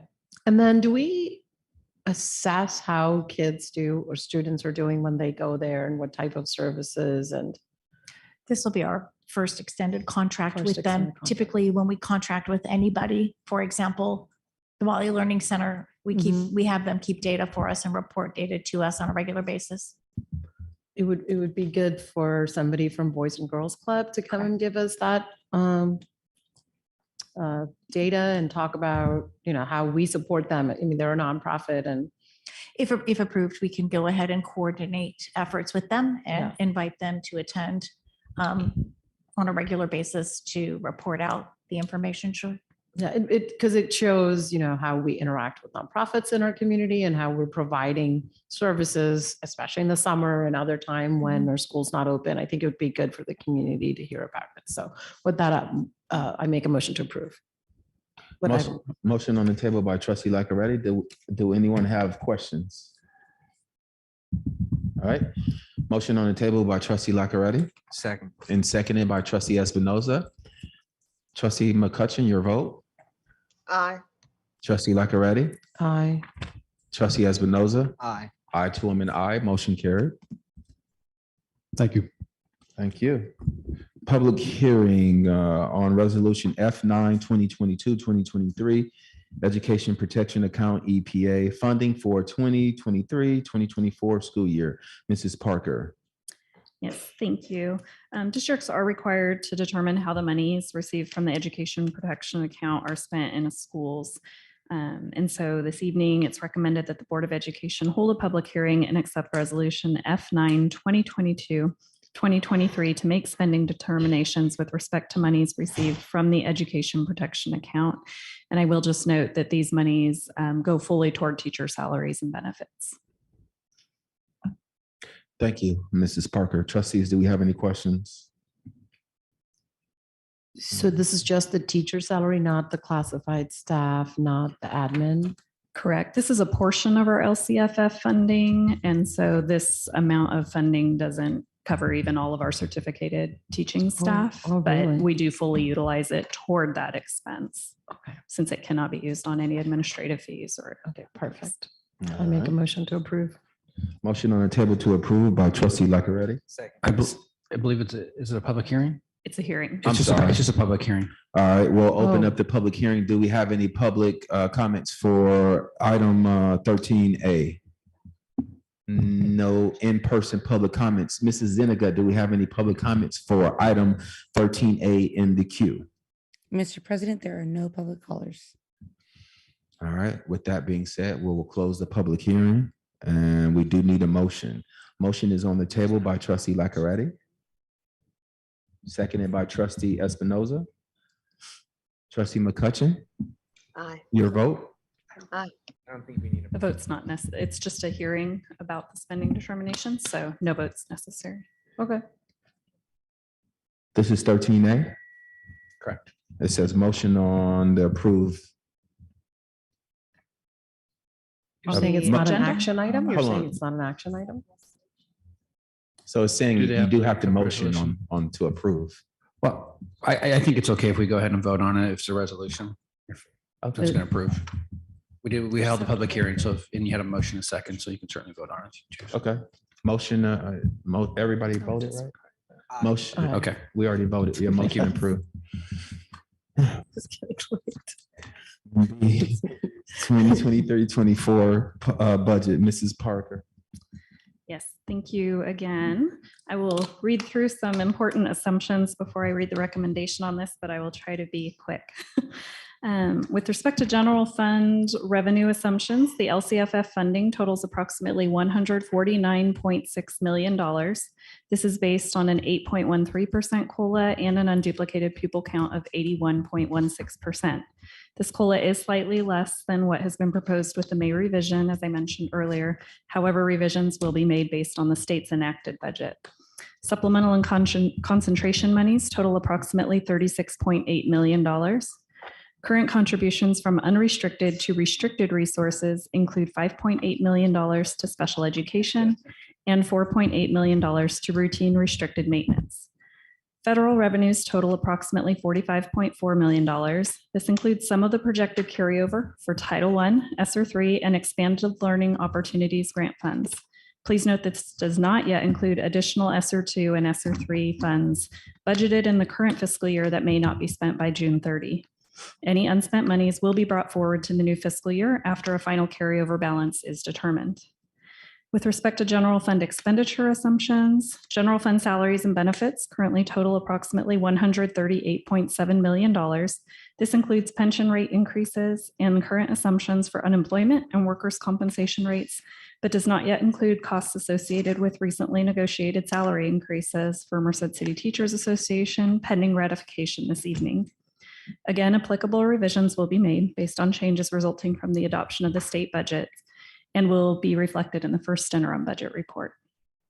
Please note, a few highlights of the budget also includes the addition of 9 teachers and 8 instructional aides, most of which may be needed for the continued expansion of universal transitional kindergarten, staffing for an additional community day school classroom, additional special education staffing, 2 teacher librarians, 3 additional music teachers, 18 campus security liaisons, and an extension of increased hours for the health assistants, custodial staff, and application technicians. Remaining pandemic relief funds are budgeted on a variety of allowable expenditures such as learning loss, student engagement, student and staff wellness, and technology and connectivity. Some examples include the continuation, as I mentioned, of increased custodial hours, our intervention teachers, full-time intervention aides, a contract with the Spirinet for clinical services, funding for the additional music teachers and some behavior analysts, a pupil services coordinator, costs associated with professional development, continued funding for hotspots, and potential costs associated with improved air quality, outdoor learning environments, and the operational services support center. With respect to general fund ending fund balance, the ending fund balance continues to remain healthy and includes a 17% reserve for economic uncertainties between both assigned and committed funds. Our multi-year projection assumptions are based on average daily attendance projections, which currently reflect 91.41% based on our 22-23 P2 reporting period. The district continues to benefit from the 3-year average that was included in the state's 22-23 enacted budget. This will be monitored and adjusted accordingly once P2 is certified for the 23-24 school year. Projected COLA of 3.54% in fiscal year 24-25 and 3.31% in 25-26 were used in the multi-year projections, as well as a projected unduplicated pupil percentage of 81.16%. And the pension rate increases have also been factored in on the most recent state projections. With that, it is recommended that the Board of Education conduct a public hearing for the 23-24 budget of the Merced City School District. Thank you, Mrs. Parker. We'll open up the public hearing. Do we have any public speakers here to speak on item 13B? If we don't have any public speakers in person, Mrs. Zeniga, do we have any virtual speakers in the waiting room for item 13B? Mr. President, there are no public callers waiting. With that said, we will close the hearing. Thank you, Mrs. Parker. Thank you. I have a question. This is Ms. Parker. How is our enrollment going to be? Is this isn't this all tied to like enrollment too? Is our enrollment going up or down? The students, like what? So we're currently projecting flat enrollment just because even though we've kind of gotten back to our pre-COVID enrollment, we're not really seeing any growth at this point. It's been flat, which is good that we're not declining. Okay. Our primary source of funding, the LCFF, is based on attendance and not enrollment. Okay. So that's a key factor to keep in mind as well. Typically, though, with higher enrollment, you do have higher attendance. But as far as projections, we're currently just projecting flat until we see trends otherwise. And our attendance projections look how? They're currently at 91%, around 91%, and pre-COVID, they were typically closer to 96%. So they're still pretty low, but there's a lot of work being done. Yeah, there was a lot of work that's fairly typical of most districts, coming out of the pandemic. They're going up. And I know that we have a lot of work to do, but a lot of work has been done. Kind of a mindset sometimes with families about going to school, and we're telling them when they don't feel good not to go to school, or where in the past we would tell them unless they had a fever. So there's a lot of contributing factors to that. So our goal is to improve our attendance because our kids are at school and learning, but also, that will increase our revenue too. Do we know what we ended the year with, the attendance rate overall for the district? 91%? That's what it was at P2, which is reported in the spring. We'll actually be completing what's called P-annual in the coming weeks, in the next couple of weeks. So we'll have a better idea of where we were annually, but I don't know that it will change much from a couple of months ago. We don't anticipate that. Okay, thank you. So. And we'll go to appointments of district representatives to Merced County School Insurance Group. Mr. Meisenheimer. Thank you, Mr. President. As recommended, the Board of Education continue the appointment of Reggie Fournier as a representative from the district to the Merced County Schools Insurance Group, and add Brian Meisenheimer as an alternative. Or alternate. Make a motion to approve. Second. Motion on the table to approve by Trustee Lackaretti and second by Trustee Espinoza. Trustee McCutcheon, your vote, please. Aye. Aye. Trustee Lackaretti. Yes.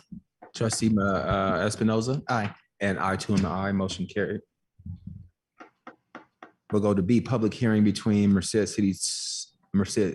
City Teachers Association and Merced City School District for the 2022-2023 school year. Mr. Meisenheimer. Thank you, Mr. President. It's recommended the Board of Education hold a public hearing to receive comments concerning the contract agreement between Merced City's Teacher Association and the Merced City School District for the 2022-2023 school year. And the next item will be, after the public hearing, will be a vote. Do we have any public speakers here to speak on agenda item 14B? No public speakers. Mrs. Zuniga, do we have any callers in the queue waiting to speak to item 14B? No public callers waiting. All right, with no public callers, we'll end the public hearing. Thank you, Mr. Meisenheimer. Contract agreement between Merced City Teachers Association and Merced City School District for 2022-2023. Mr. Meisenheimer. Thank you, Mr. President. It's recommended the Board of Education approve the collective bargaining agreement between Merced City Teacher Association and the Merced City School District for 2022-2023 school year. I make a motion to approve. But, I guess I'll make a comment before I make my motion. I just, again, want to thank all of the team involved in making this happen and my, all the representatives that were here. Again, thank you for bringing us here today.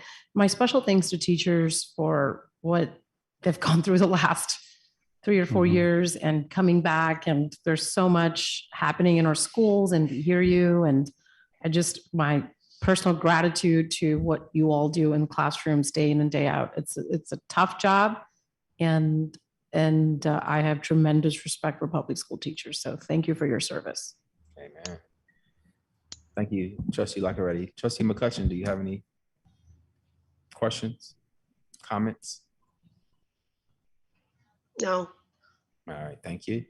Trustee Espinoza? Yeah, I'll just say ditto, echo the comments on all of our staff and the level of work that they put into this position, and just knowing how stressful education is just in general. Thank you for putting in your energy and your life into this work. Amen. Thank you. Thank you. I agree with my trustees. Appreciate everyone for coming to the table, getting it done and doing the hard work. Brian and the team, I really appreciate you guys. You came back and forth. We gave you direction and you were able to get it done. So thank you, everybody that was at the table. Wonderful, wonderful thing to get done. With that being said, do we need to entertain a motion, correct? I make a motion to approve. Motion on the table by Trustee Lockeretti. Second.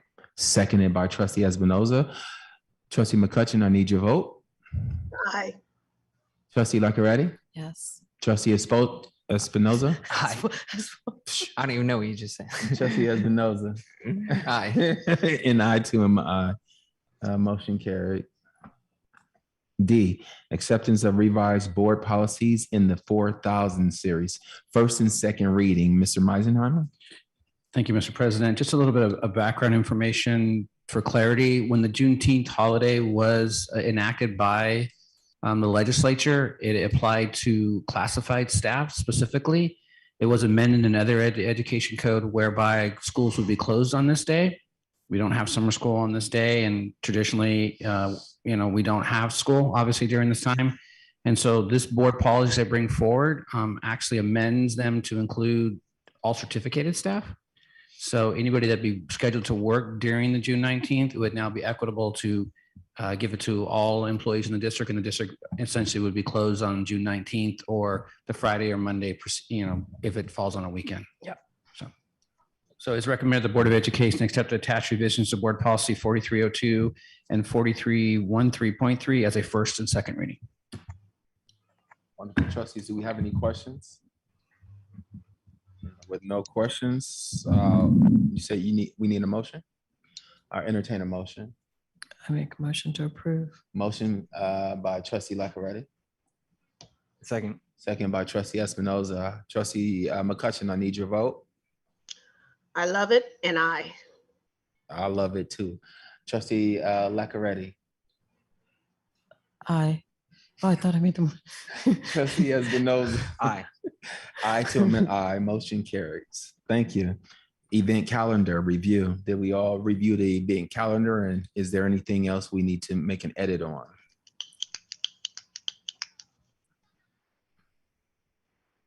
No edits, and then we'll move on. The governance calendar. We all had a chance to review the governor's calendar. Were there any changes or edits? With that being said, we'll move on. Roundtable, Trustee Lackaretti.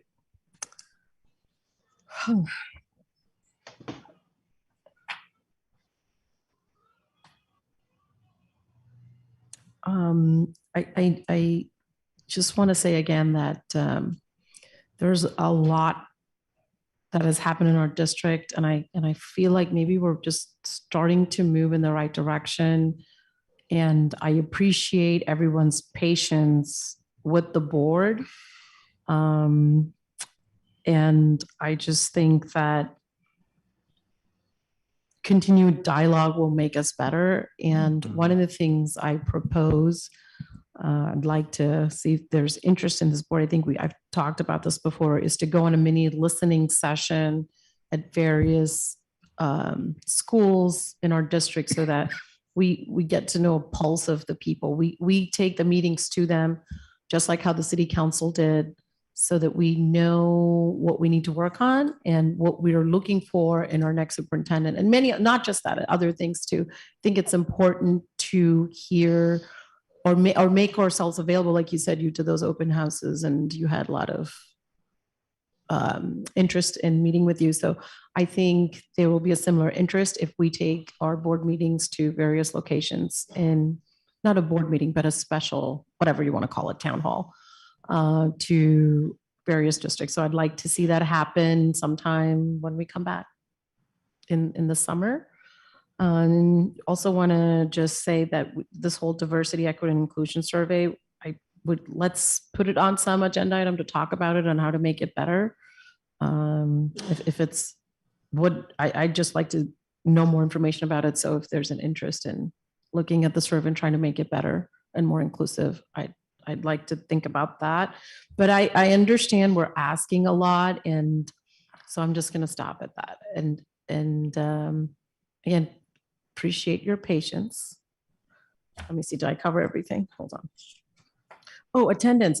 Maybe we can do like an attendance campaign, like send your kids to school and how to be healthy. And I guess if our dollars are based on the attendance, so it's in our best interest to make it a campaign to ensure our students are in classrooms, and just talking about the value of being in classroom, not just from a budget perspective, but also from a learning perspective, and just having that continuity in kids' education. So those are my comments. I love that. You can call it a 10 to win.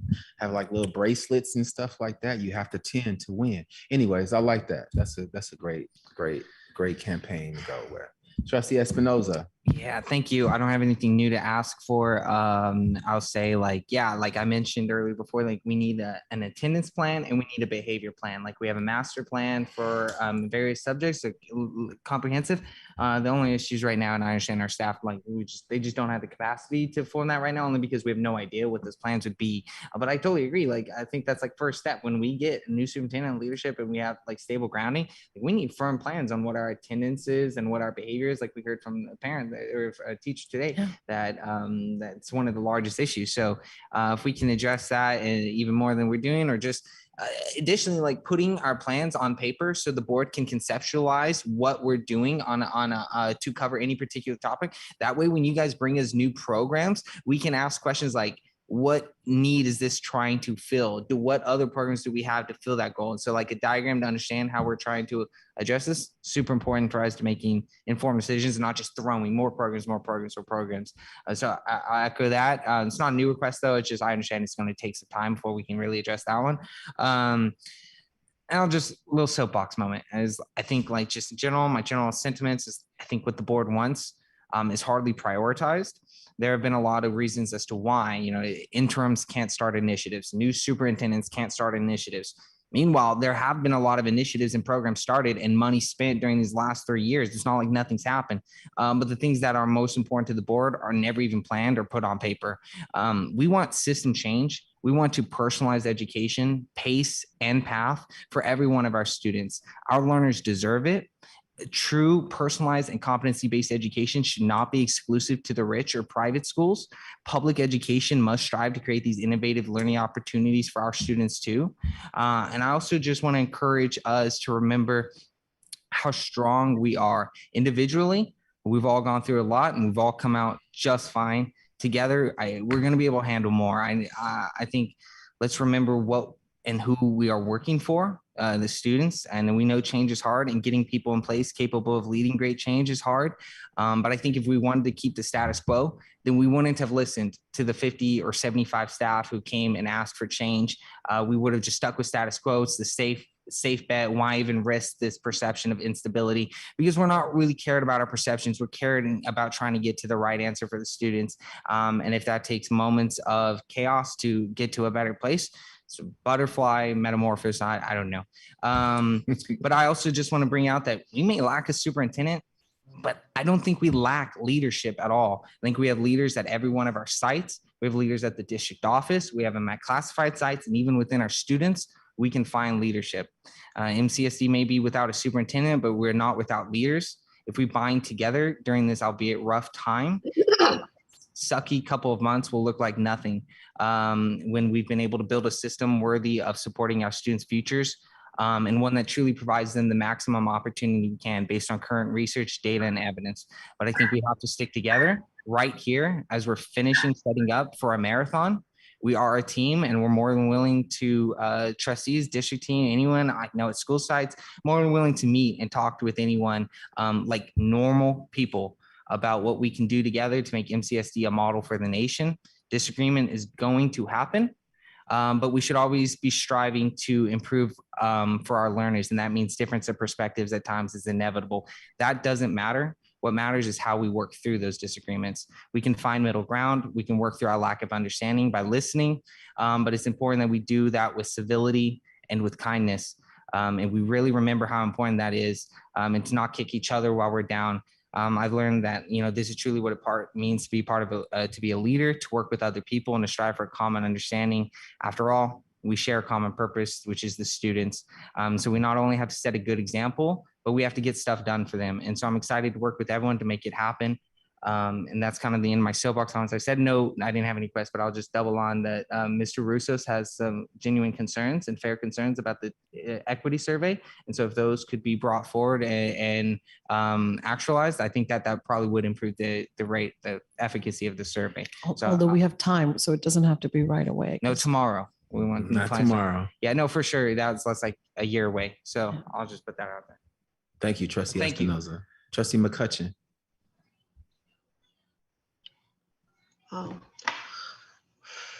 Okay, so I want to say that I've enjoyed everything that has been said tonight, and I ditto what Jesse has said. I like the idea of what Jesse and Priya said as far as organizing to meet our people in different areas and taking it to them. I want to send a shout out to Kevin Smith and his team, Dr. Daniela Gonzalez and her team.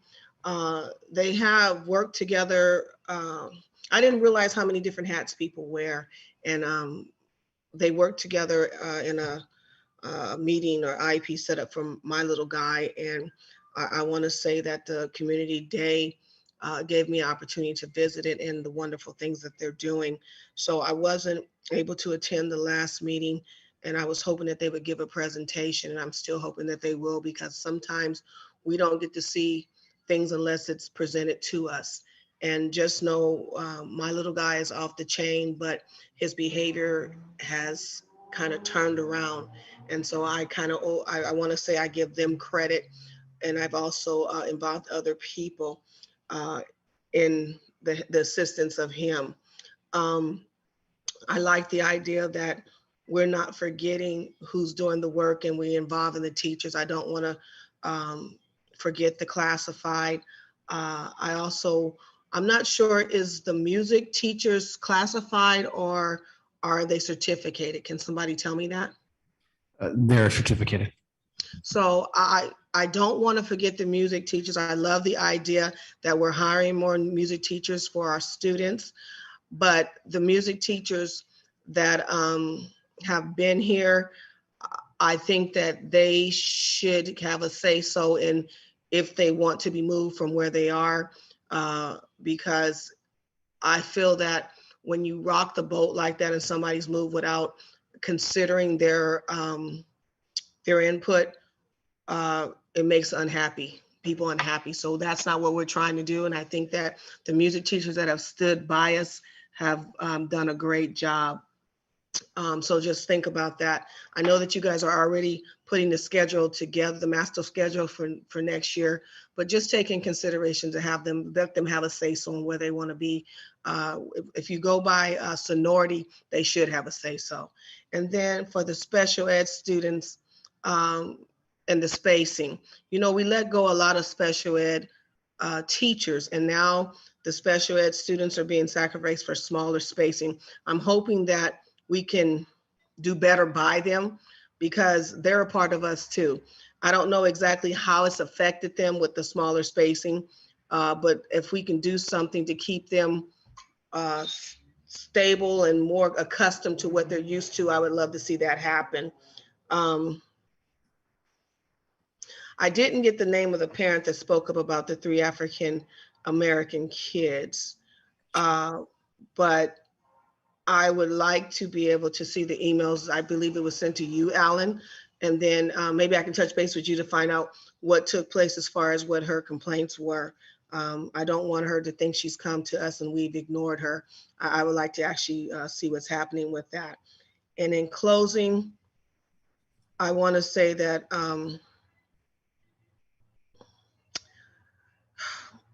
we got a big challenge ahead, and the board believes in you, and we need you to believe in us, and together we can make things happen. It's going to be a little rough.